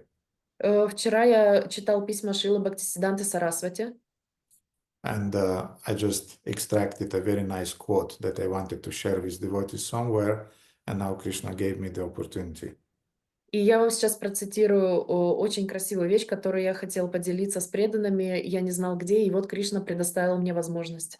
So in one letter that Bhaktisiddhanta wrote to a disciple on 20th of October 1928, Итак, одно из писем, которое Бхактисиданта Сарасвати написал одному из своих преданных 20 октября 1928 года, he's saying, он говорит: only those whose time for the destruction of anarthas has arrived, только те, чье время развлекать свои анартхи пришло, чье время разрушать свои анархи пришло, will hear lectures on the topics of Hari. услышат лекции с темой про Хари. This is the first quote that I met ever in which Bhaktisiddhanta is saying not about Shravanam in general or about reading, but he's saying about listening to the lectures. Это первое упоминание от Бхактисиданты Сарасвати, где я увидел, что он говорит не в общем о шраванам или слушании, а где он говорит о лекциях конкретно. Mhm. So only those whose time for destruction of anartha has arrived Только те, чье время разрушать анартхи пришло, will hear lectures on the topics of Hari будут слушать лекции по теме Хари, and thus become successful in their attempt to achieve the ultimate goal of life. и таким образом они будут успешны в достижении главной цели своей жизни. So it's a very beautiful quote on the importance of listening, which is destroying our anarthas. И это очень важная идея о том, почему мы должны слушать, потому что оно разрушает наши анархи. And it's making us advancing towards the ultimate goal of life. И это помогает нам быть успешными в достижении главной цели нашей жизни. Therefore, Evgenia, you can listen in whatever combination you want. Поэтому, Евгения, вы можете слушать в любой удобной вам комбинации. I have full trust in all of you that you are smart, intelligent people. У меня ко всем к вам полное доверие, что вы являетесь умными людьми, взрослыми. And you'll decide for yourself. It will be 20 minutes of one speaker. It will be 20 minutes of one speaker, then 20 minutes of another speaker. It will be half an hour of just one speaker or many speakers. You decide for yourself. И вы уже сами сможете разобраться, будет ли это 20 минут одного лектора и 20 минут другого, или это будет полчаса одного лектора. Я оставляю этот выбор за вами. Sometimes you'll have time to listen to 2 or 3 hours a day. Иногда у вас будет время слушать по 2-3 часа в день. Sometimes, like in my case, I have days one day I have only 20 minutes. И у меня есть дни, когда у меня есть только 20 минут. That's are the minutes when I'm cleaning my teeth and I'm shaving my face in the shower. That's unfortunately the only 20 minutes that I have during the day. И это те 20 минут, которые я использую для того, чтобы чистить зубы и брить лицо. И, к сожалению, это единственные 20 минут, которые есть у меня свободные. But I'm trying daily to Nityan Bhagavata Seva to listen. Но я стараюсь, Нитья Бхагаватам Сева, я стараюсь слушать. And I have different speakers for different necessities that I feel. И я стараюсь использовать различных лекторов для различных вещей, которые мне необходимы. Mhm. Цели. I have my playlist, but I will not show you. У меня есть свой плейлист, и я вам его не покажу. So everybody of you have to have your own playlists. Потому что у каждого из вас должен существовать свой плейлист. But be sure the first playlist is the playlist with Srila Shivarama Swami Maharaja's lectures. Но будьте уверены, что первый в списке в этом плейлисте у меня лекции Шрилы Шиварамы Свами Махараджа. Then I have lectures with Srila Prabhupada, Потом следуют лекции Шрилы Прабхупады, lectures of Srila Niranjana Swami. потом лекции Шрилы Нираджана с вами. Можно не переводить, я уже скажу. Then lectures of Gaur Govinda Swami, lectures Tamal Krishna Goswami Maharaj I have. I have lectures of Hridananda Goswami Maharaj, I have lectures of Bhaktivigyan Maharaj. So all of those lecturers, like when you're eating, Все эти лекции, они как еда.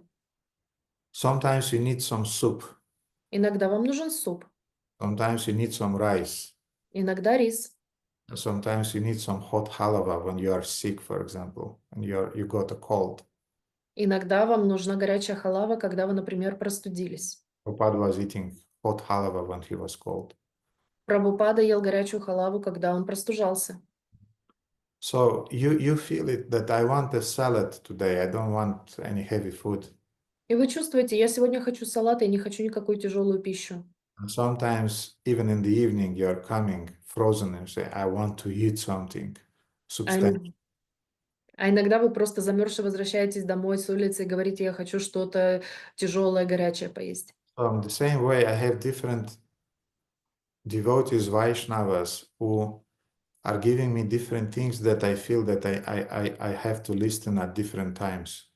И поэтому точно так же у меня есть список различных лекторов вайшнавов, которые дают мне определенную духовную пищу, которая мне нужна в данный момент. Some of them are giving some more philosophical talks. Некоторые из них дают более философские разговоры, Some of them, they are more into lila. некоторые больше по лилам, Some of them are speaking about Vaishnava Seva. некоторые говорят о вайшнава-севе. Some of them are just dissipating my doubts that I have, philosophical doubts. Некоторые разрушают мои философские сомнения, которые у меня есть. And according to what's happening inside at the present, I know that now I have to listen to that speaker or to that Vaishnava, to that Vaishnava. И в соответствии с тем, что происходит у меня внутри в настоящий момент, я знаю, что я должен сейчас послушать вот этого спикера, этого вайшнава и так далее. And I have my Guru Maharaj's lectures. И у меня есть лекции моего Гуру Махараджа. They are like, how to say, it's immediate urgent kit when they're like perfusion going straight to the blood, you know. И лекции моего Гуру Махараджа, они являются своего рода срочным набором, аптечкой, когда вам вливается капельница прямо в вену. Everything is there. Все Lila, там. Tattva, because Srila Shiva Maharaj's lectures are they're very balanced. И все есть там, и Лила, и Татва, потому что лекции Шрила Шиврама Свами Махараджа, они очень сбалансированы. So when I feel that I need everything, I need all the vitamins, I need everything at once, then I listen to him and he's putting me back on my legs. И поэтому, когда я чувствую, что мне нужны все витамины, все, что возможно, я включаю его лекции, и меня сразу это ставит на ноги. But sometimes I'm a little bit, how to say, more tired, and I need to listen to something more light. Но иногда я чувствую себя уставшим, и мне нужно что-то более легкое. Then there are other devotees to whom I respect much, I learn from them, but yet that's I listen not because I'm ignoring them or I consider them lesser, but that's what my mind is able now to perceive. И с огромным уважением к преданным, которых я слушаю, не потому что я их не уважаю, не потому что они говорят о каких-то неважных вещах, но это именно те лекции, которые я могу переварить в данный момент, которые я могу выслушать. So I gave you just 3 playlists there. Я вам дал там 3 разных плейлиста в качестве примера. But you have to extend those playlists. Но вы должны будете расширять эти плейлисты. You have to decide for yourself how much you listen daily, to whom, and so on. Вы должны сами решить, как часто и как много вы будете слушать и кого на протяжении дня. The point is that you have to listen daily, otherwise you will become weak. И смысл в том, что вы должны слушать ежедневно, иначе вы станете слабым.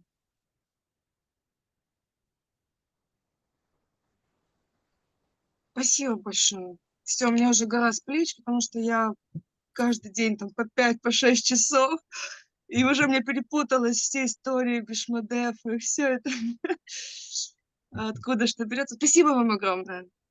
Спасибо, Иван, за полезный вопрос, надеюсь, для остальных преданных тоже.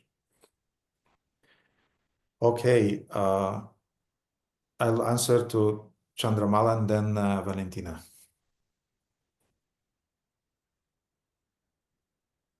Hare Krishna, dear Gurudev, dear devotees, please accept my humble obeisances. All glories to Srila Prabhupada, all glories to Shri Sar Maharaj, all glories to you, all glories to Guru Mata. Thank you so much for this class. And it's so inspiring and full of wisdom. And also I am very appreciated with the questions and answers. I learned a lot. So my question is about integrity, and that especially you use the words like when nobody is seeing us. One of my friend, while she was serving in New Rajadam in a Pujari department, when she was folding the fabric, one Pujari came and said that if your Guru Maharaj is here and if he sees you, what you are doing, you think he will be pleased? And then she told me that, and I shocked because I never think in that way. And also I know some of the Matajis that are living in ashrams. They are making their bed like Guru Maharaj, maybe one day enter their room, so they make it so precise. Most probably he will not enter because it's a Mataji ashram. So in my case, for example, I am wearing devotional clothes almost every day at home, and despite nobody is coming or there's no program or classes, but I'm not doing it thinking that my Gurudev, my Guru Maharaj is seeing me. So living in ashrams in some way, associating with devotees all the time, help us to behave well and control ourselves, but living in Grihastha life at our home while nobody is seeing us. And do you recommend us to cultivate the idea that Guru Maharaj or Gurudev are seeing us, and or what they can think if they see us in that moment? Do you think this is a good way of cultivating integrity, thinking like this, or it's not related? Thank you very much. Thank you for your very inspiring and full of wisdom lectures. I'm learning a lot, especially in the section of questions and answers. And my question is about integrity and how it's important to do it when nobody sees us. For example, my friend, she was a pujari in New Rajadam, and someone asked her what if she would do the same thing if her Gurudev was... Кришнаканта, простите, пожалуйста, на русском. Чандрамала Матаджи. Ой, я что-то... Простите, просто вижу, преданные улыбаются.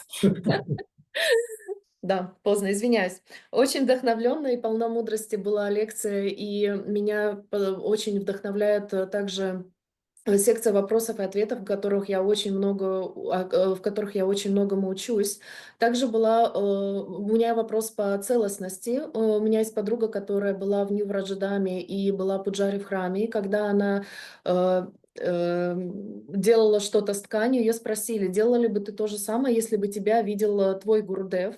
И я знаю, что у меня есть подруги, которые также заправляют, застилают свои кровати таким образом, что к ним в любой момент может зайти гуру, хотя это невозможно, потому что они живут в женском ашраме, брахмачари ашраме. Точно так же я хочу спросить, и я сама ношу вайшнавскую одежду дома, когда никто не видит, даже если нет никаких программ. Так вот, в жизни, в семейной и у грехаст, когда нас никто не видит, и когда мы точно знаем, что наш гуру не может к нам прийти и увидеть то, что мы делаем, должны ли мы основываться на этом, как если бы он нас видел, если бы он к нам пришел, или это не имеет под собой никакого основания и нет никакой связи между этим?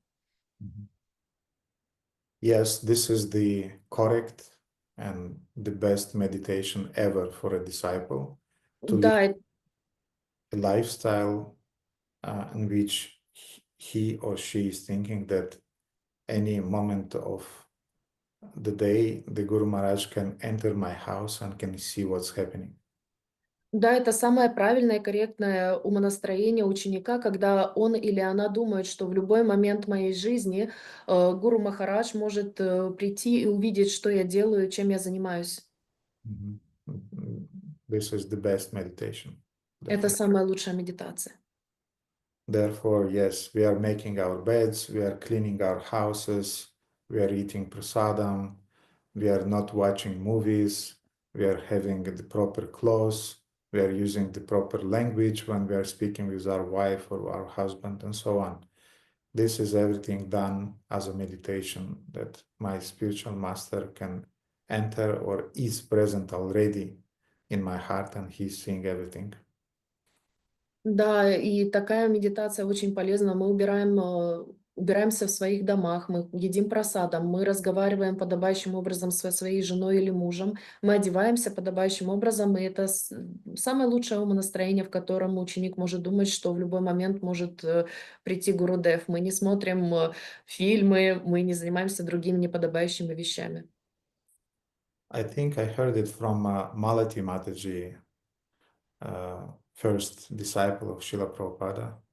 Я думаю, что я услышала об этом у Малати Матаджи, первой ученицы Шрилы Прабхупады, Amongst the first lady disciples, одна из первых ученик женщин, that they had at some time they had a slogan.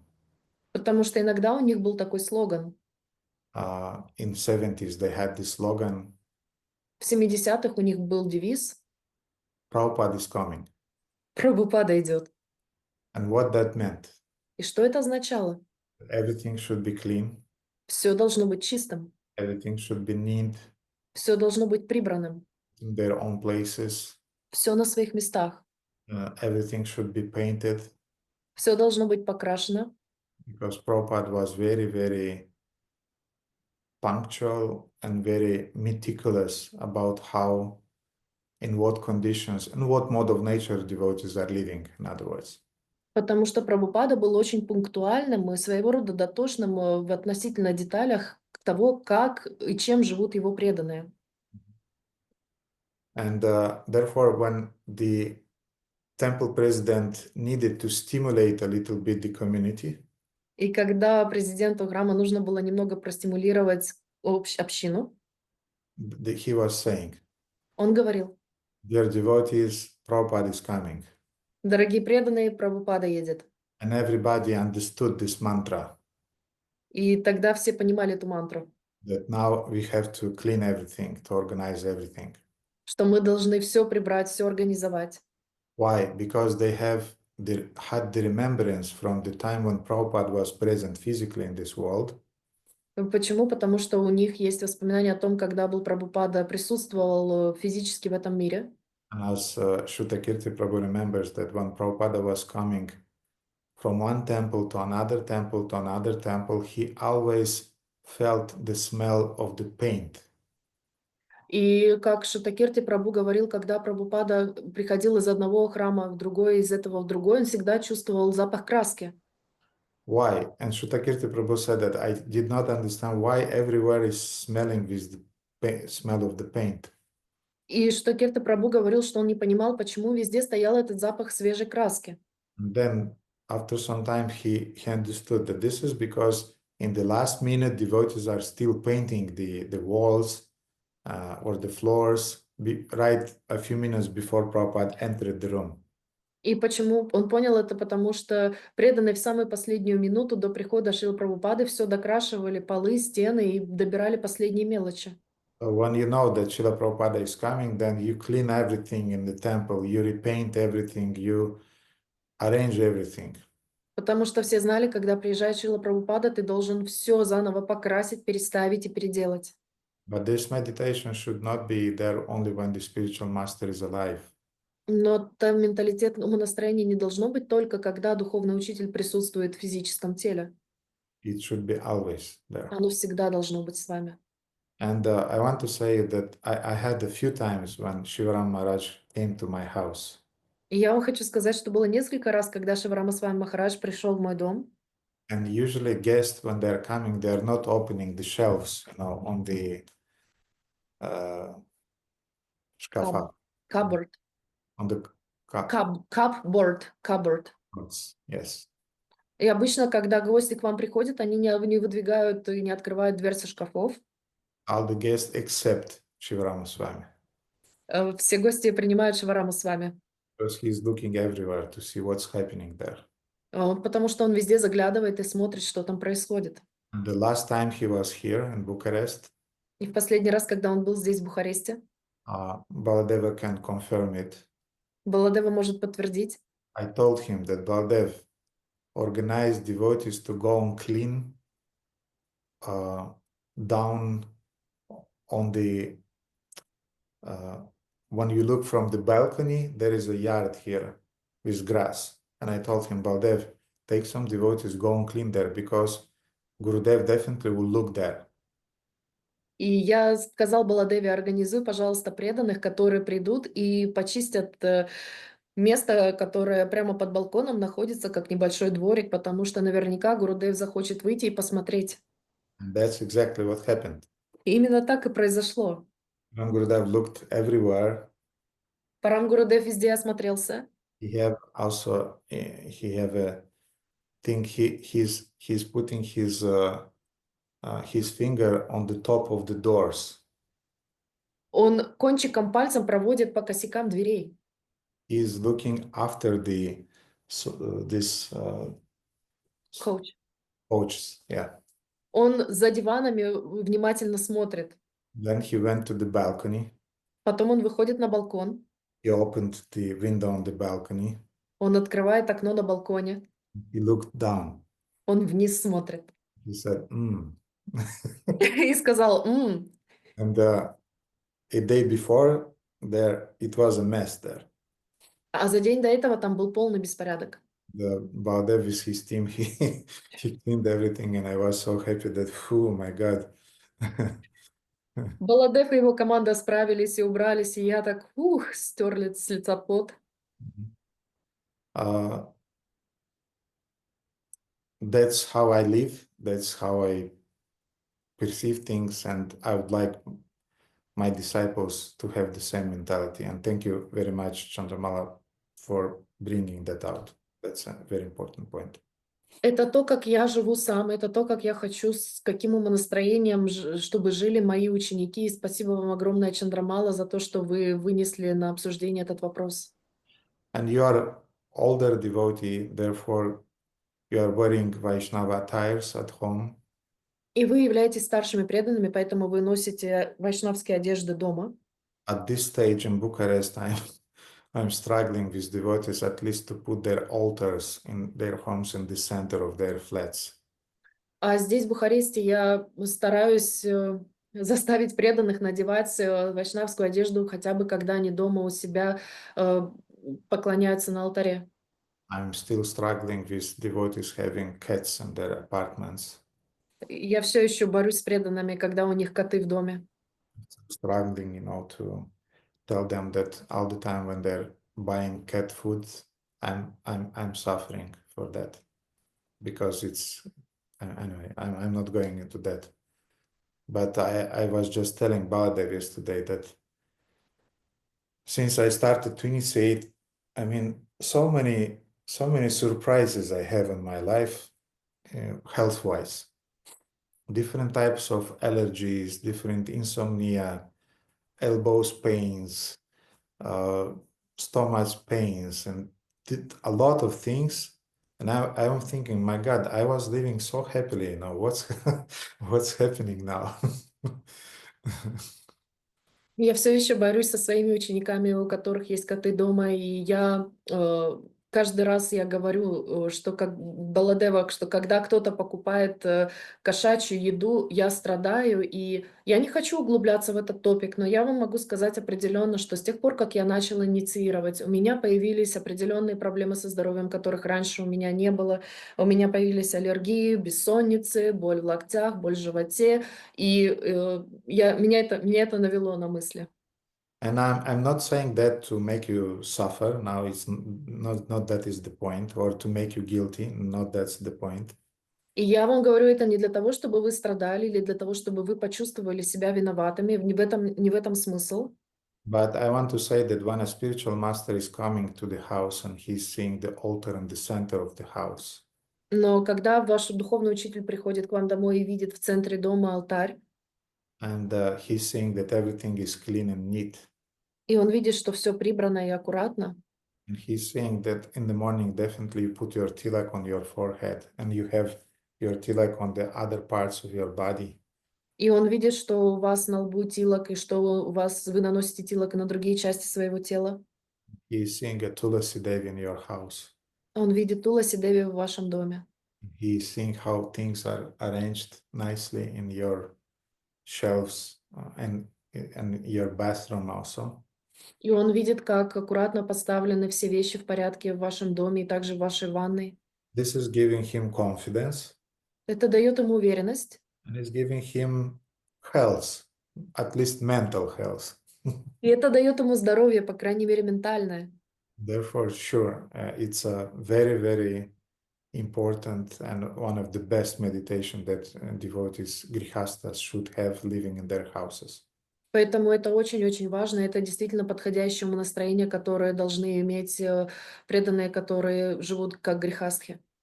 Prabhupada is coming, Прабхупада идет, Gurudev is coming. Гурудев идет. Hare Krishna Gurudev, thank you so much for this beautiful answer. Like this, at least in my case, I have to be more serious about overcoming sometimes laziness. But I think this will help also in me that I am missing so much you and Guru Maharaj. So like this, I can feel relief because I will be thinking all the time about you. Thank you so much. Thank you. Hare Krishna. Для меня этот вопрос также является серьезным, потому что я думала, как я могу превзойти также свою лень, но теперь, поскольку я, в принципе, очень сильно скучаю по вам и по Гуру Махараджу, я буду думать о том, что вы все время рядом наблюдаете, это будет давать мне сил. Valentina? Харе Кришна, дорогой Гурудев, дорогие преданные, примите, пожалуйста, мои смиренные поклоны. Вся слава Шри Прабхупаде, Парам Гурудеву, вам и Гурумати. У меня было два вопроса, и один уже отпал, так как Радаканта с самого начала его задала, именно как взращивать в себе целостность. А второй вопрос еще остался. Одну фразу записала я в лекции, что вот людям с извращенным умом нет места в духовном мире. И вот я пытаюсь сама вот себе, спросить себя, но как бы не могу себе ответить. А кто эти люди? Можно ли их сравнить с людьми демонического склада ума, например, да, вот, и вот из этого вопроса тоже еще один выходит. Есть ли у них шанс попасть в духовный мир, если они начнут меняться, начнут учиться и будут взращивать в себе целостность? Вот такой вопрос у меня. Спасибо большое. I heard the phrase that in the lecture that people with a crooked mind, they don't have entrance in the higher planets. And so my question is how to... In the Hi? spiritual world. In the spiritual world. So my question is, who are those people? If those are people with demonic mind, or those are people with demonic character, and if so, do they have chance if they will work on themselves and they will try to be better, to get better, if they have chance to go to the spiritual world? Mm-hmm. Not necessary that that crooked-mindedness about which I was speaking, this is just a demonic quality. Не обязательно, что извращенность ума является только лишь демоническим качеством. So certainly it's not a sattvic quality, it's not a demigod quality. Это точно не саттвическое качество, это точно не качество полубога. But it's a quality of a very advanced conditioned soul. Но это качество очень продвинутой, обусловленной души. Advanced in the question, how to say, in Brackets.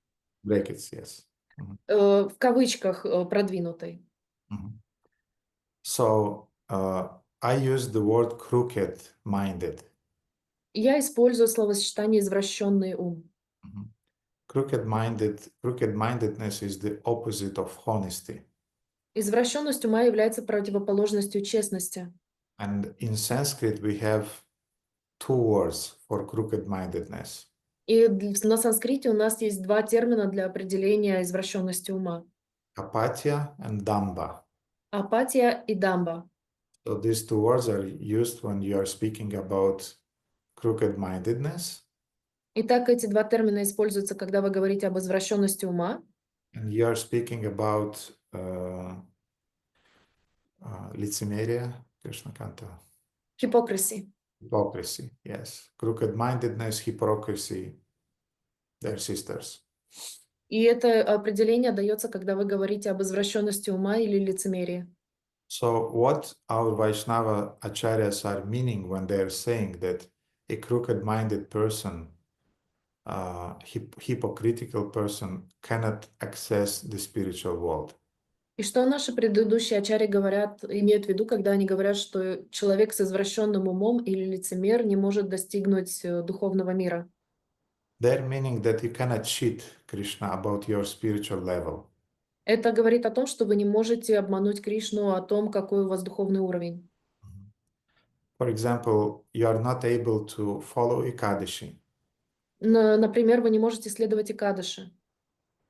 Don't tell devotees that you are following Ekadashi, Не говорите преданным, что вы держите Экадаши. or you are not able to follow four regulative principles. Или вы не можете следовать 4 регулирующим принципам.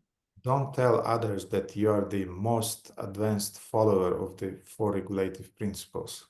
Не говорите преданным, что вы являетесь самым продвинутым последователем 4 регулирующих принципов. Because this is kapatya, this is crooked-mindedness, and this is Hypocrisy. hypocrisy. Yeah. Потому что это является извращенностью ума, это является апатией, это является лицемерием.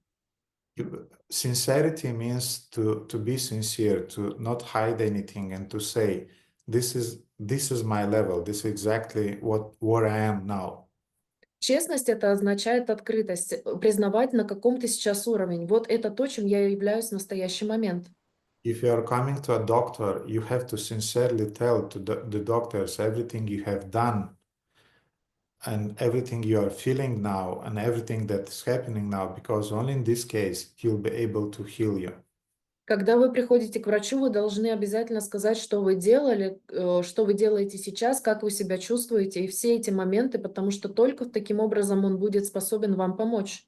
If you are hiding from the doctor something or are telling something which is not true, then he'll not able to heal you. И если вы скрываете что-то от врача, и он тогда или не говорите ему всю правду, то он не будет способен вам помочь. Therefore, every one of us has a certain adhikar, which means qualification, a certain level on which we are situated at the present. Поэтому у каждого из нас есть своя адhikara, определенный уровень, на котором мы находимся, духовный уровень. We don't try to tell people that we are more elevated than we really are. Мы не стараемся сказать людям, что мы более возвышенные, чем мы сейчас находимся в настоящем моменте. And there is a story in this regard. When a boy once went with some sadhus, he went to a river during the Nirjal Pandava Ekadashi. И есть история о том, как мальчик шел со святыми к реке во время Нирджал. Pandava Ekadashi.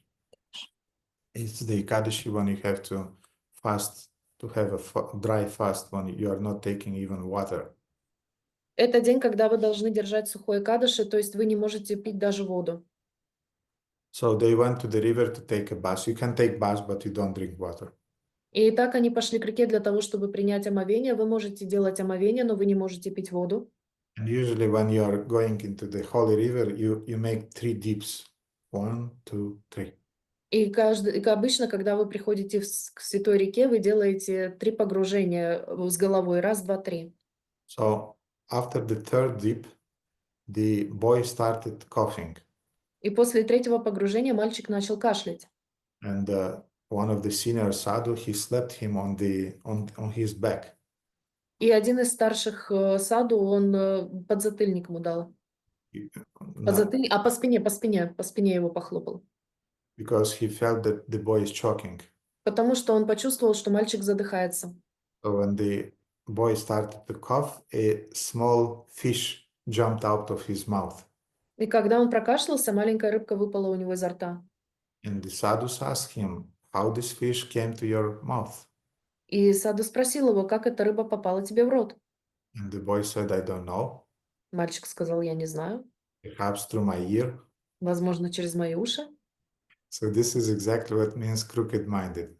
Вот это именно то, что означает извращенный ум. He did not have the integrity to say open that my dear sadhus, I was so thirsty that I wanted to drink some water. У него не было целостности характера для того, чтобы сказать, дорогие Саду, я был настолько утомлен жаждой, что я хотел попить воды. Therefore, during the third deep, I opened my mouth and I drank some water and a small fish entered my mouth. Поэтому, когда я погружался в воду третий раз, я открыл рот, и рыба прошла в мой рот. Mhm. And other aspects of crooked-mindedness И другие аспекты извращенного ума, is when you are getting offended too easily, когда вы легко обижаетесь, when you are not able to forgive, когда вы не способны прощать, when you have this distorted understanding of people's intentions, когда у вас неправильное понимание человеческих намерений, and you are always thinking that people are comploting about you, и вы думаете, что люди как-то собираются против вас вместе, they have some mean intentions. у них есть какие-то плохие намерения.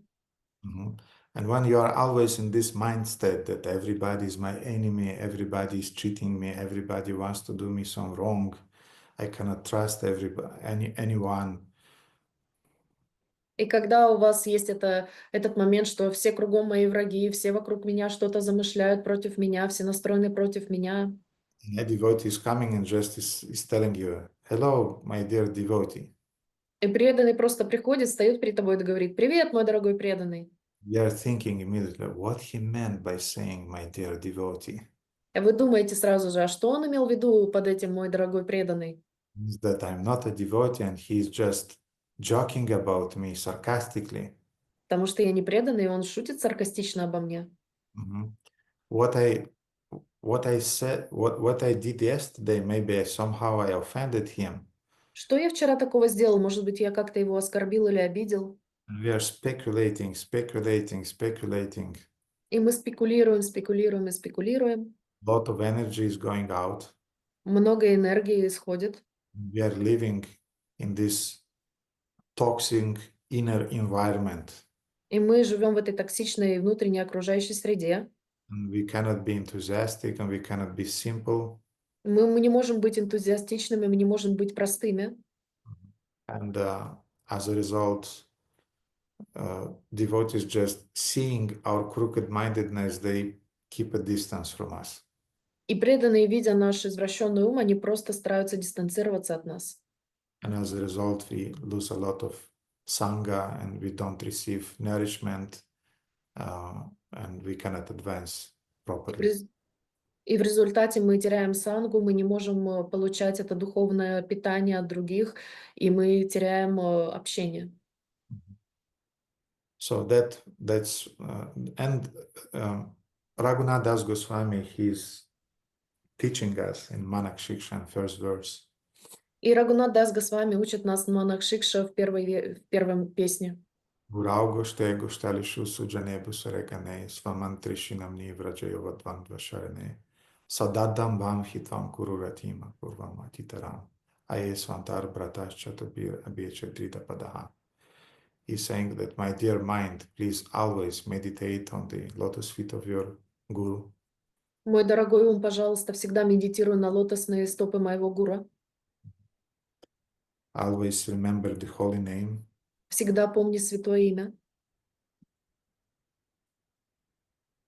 My dear brother, my foolish mind, Мой дорогой брат, мой глупый ум, taking hold of your feet,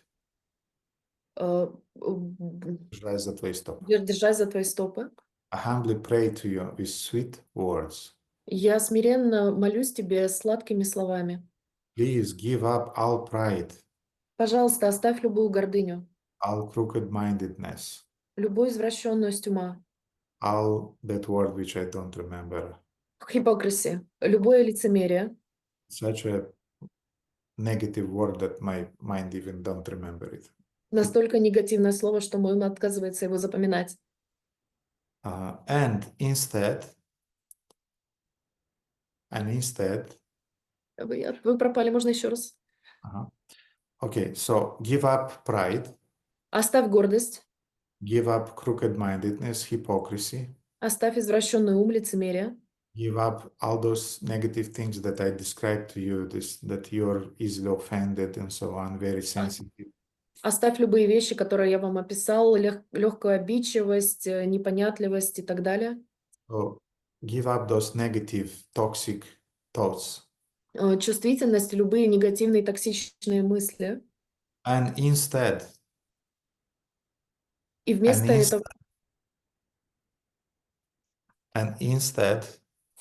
этого, develop a deep loving attachment for the spiritual master, развивай глубокую любовную привязанность к духовному учителю, Shri Vrajadhama, Шри Враджадама, the residence of Vraja, прибежище Враджа, the Vaishnavas, вайшнавов, Brahmanas, браманов, the Diksha mantras, дикша мантры, to the holy names. святым именам. Take shelter of Shri Radha and Krishna. И прими прибежище у Шри Рада Кришна. So this is the way how we counteract the crooked-mindedness. Вот это способ взаимодействия с нашим извращенным умом. Это способ противодействия. Противодействия. We concentrate our mind on the positive things, on cultivating Krishna consciousness. Мы концентрируем свой ум на позитивных вещах, на сознании Кришны. Anything else, Valentina, on that? Что-нибудь еще по этому поводу, Валентина? Нет, спасибо большое. Раскрыли очень так подробно и очень ценно понимать вообще, кто такие люди возвращения ума, да, это нужно вот искоренять из себя, то есть спасибо большое.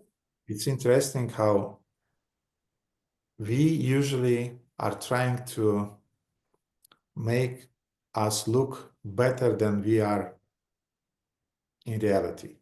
Интересно, как мы всегда стараемся показать себя намного лучше, чем мы есть в реальности. Especially on our Facebooks, on our TikToks and Instagrams, we are saints there. Особенно на Фейсбуке, в ТикТоке, в Инстаграме. Мы там просто святые. We are self-realized souls, very happy. We have happy marriages. We have the best jobs. We are traveling to the best places in the world. Мы самореализованные души, мы замужем, мы путешествуем в каких-то святых местах. And there is a whole science how you have to pose when you are making a picture. И там есть целая наука, как нужно позировать, когда вы берете селфи, фото делаете. Especially you always can see in the parks or somewhere in the downtown how the poor guys are staying with the phones. И вы, особенно в парках где-нибудь, вы можете увидеть на улицах несчастных парней, держащих телефоны. The girlfriends are sitting like that, and И их девушки позируют то так, то эдак. Вы знаете, вы видели такое. So this is appearing on the Instagram. Потому что это появляется в Инстаграме. Therefore, what I'm saying that we try to show us in a better light that we really are. И что я хочу сказать, мы пытаемся показать себя в лучшем свете, чем мы есть на самом деле.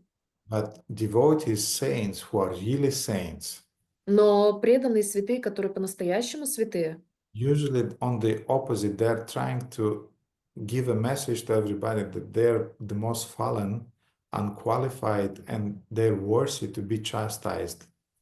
они пытаются всем сказать, что они недостойны, они неквалифицированы, и они пригодны только для того, чтобы их ругали. They're not doing it artificially, they're really feeling that. И они не делают это лицемерно, они по-настоящему это чувствуют.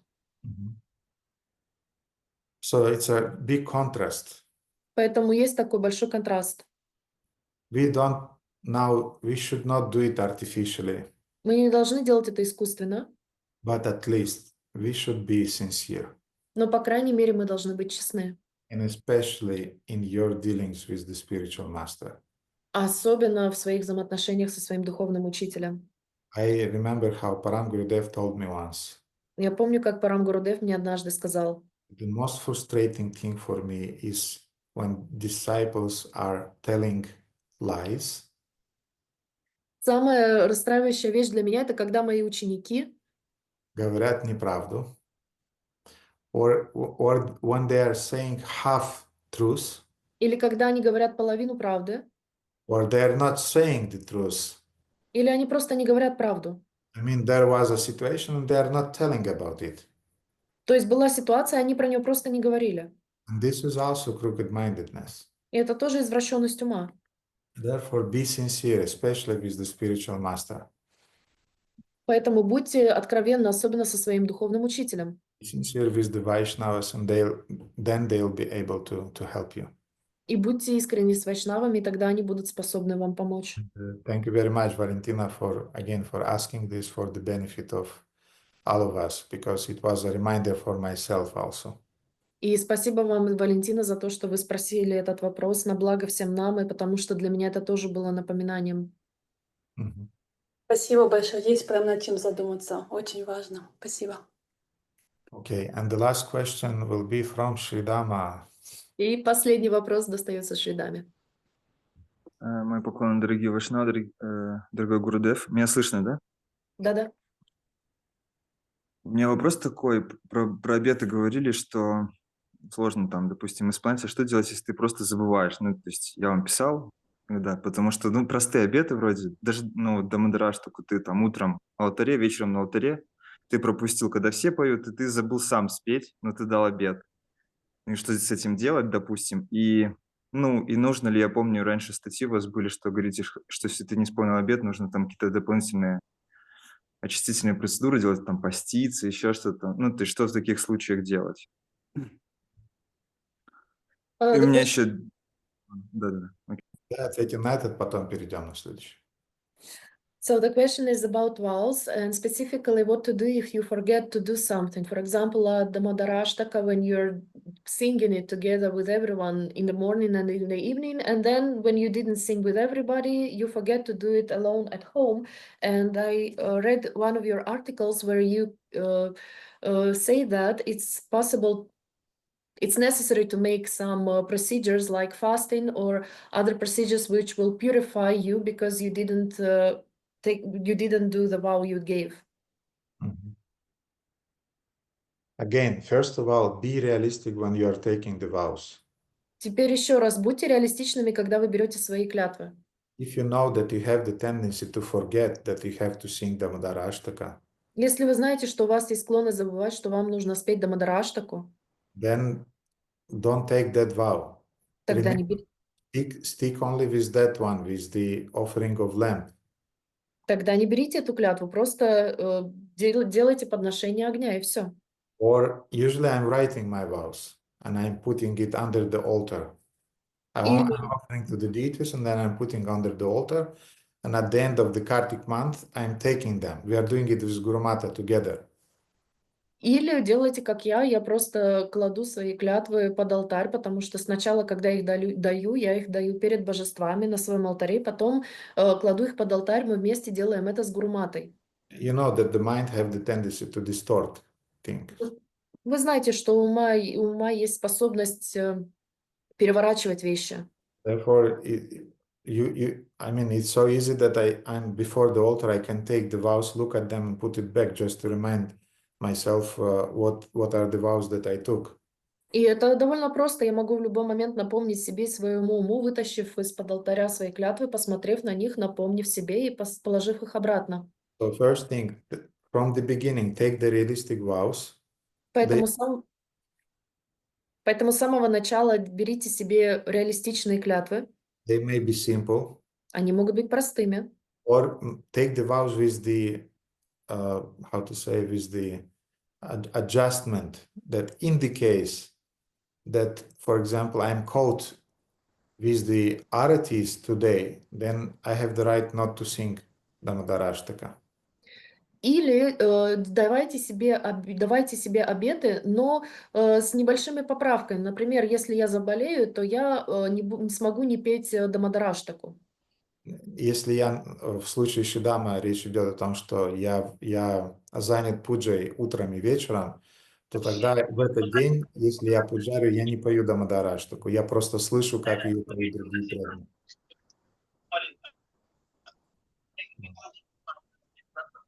Вимала, выключите микрофон. So that's the first thing. Это первая вещь. Then yes, you have to have some repentance if you are breaking your vows. Поэтому вам нужно какое-то противоядие, если вы продолжаете нарушать клятвы. То есть вначале, в первую очередь, мы должны очень правильно определять наши обеты. So first of all, you decide what vows you are following. Then you have to have some remarks. Потом у вас должны быть записи, которые вы будете делать обеты. Нет, должны быть какие-то ремарки по поводу них. Меня не слышно, да, Кришна? Нет, слышно, все хорошо. So you can have some remarks that indicates that I was caught in doing puja in the morning and in the evening in the temple because Shridama is staying in the ashram. In that case, I may not sing it during the day. I might just listen how devotees are singing it because I don't have time physically to do it. И тогда у вас должны быть ремарки или поправки, в которых будет говориться, что если я, например, служу в храме и выполняю пуджу, то я не буду петь Дамадараштаку самостоятельно, но я буду хотя бы слушать, как другие преданные это делают. And even in spite of those realistic vows and those remarks that you have, И несмотря даже на то, что у вас есть эти реалистичные обеты и те ремарки и поправки, которые вы себе дали, if you still broke your vow, если вы все же нарушите свой обет, then give a vow to the deities what repentance you will do in that case. тогда вы даете обет или клятву божествам, что вы будете делать вместо этого, как вы будете это компенсировать. It should be also written in that original vow that you took. И это должно быть записано также в той изначальной оригинальной клятве, которую вы дали. You'll chant 4 extra rounds of Mahamantra. Например, вы будете воспевать 4 дополнительных круга Махамантры. You'll fast half of the day, Вы будете поститься до полудня. or you'll fast the whole day, Или весь день будете поститься. or you'll read 2 extra hours, Или будете дополнительных 2 часа читать. or you'll give a gift to a devotee. Или вы подарите подарок преданному. Whatever, but you have to have some repentance for broken vows.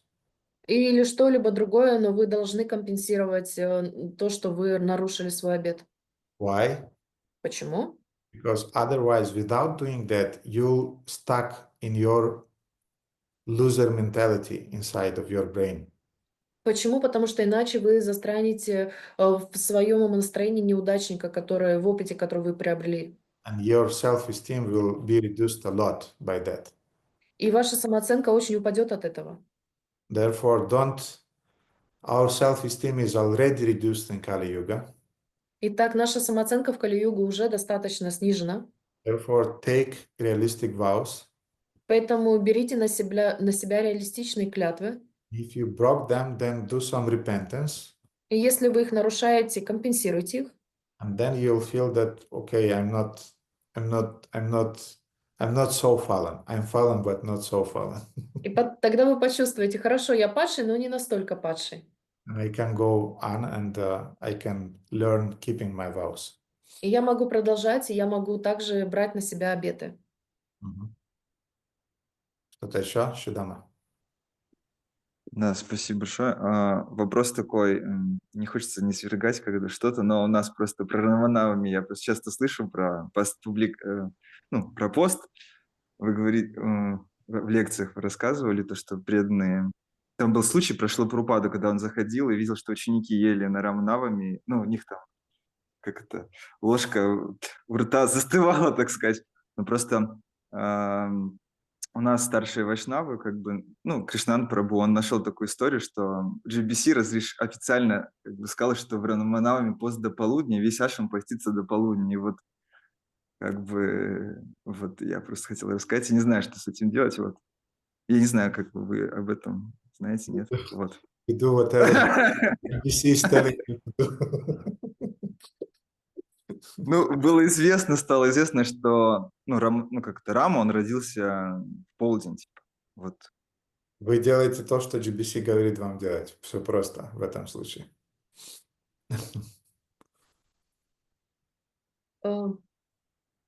It was about fasting and about the temple president who said that everyone should fast till the noon, and was a story with Srila Prabhupada and everything. But Gurudev said that it's not negotiable. You have to follow what GBC says you in this case.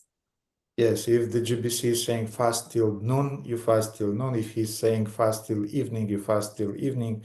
If he's saying not to fast, you are not fasting.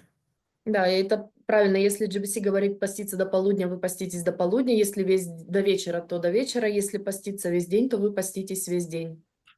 We'll have on Nirjal Pandava Ekadashi, we'll have a preaching program downtown.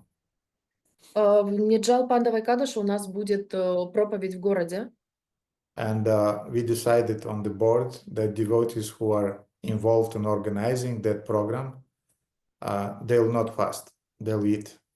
И мы решили на собрании, что те преданные, которые вовлечены будут в эту проповедь, они будут есть, они не будут поститься. Because preaching is more important than your own vows, individual vows. Потому что проповедь гораздо более важна, чем ваши личные обеты духовные. There are cases when Bhaktisiddhanta Saraswati sent his disciples, he was feeding them khichdi in Ekadashi, and he was sending them to collect donations and to do seva. И были моменты у Бхактисиддханты Сарасвати, когда он своих учеников кормил кичери во время Экадаши, отправлял их на проповеди собирать пожертвования. Again, because preaching is more important than other things. Снова, потому что проповедь гораздо более важна, чем что-либо другое. It should be blessed and it should be decided and it should be blessed by the higher authorities.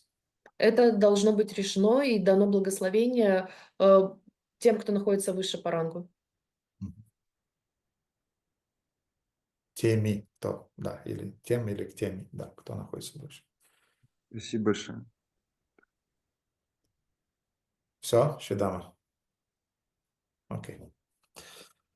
Okay, dear devotees, then I'll show you to the deities and we'll finish the program because it's late already. Хорошо, преданные. Теперь я покажу вас божествам, и мы на этом закончим, потому что уже поздно.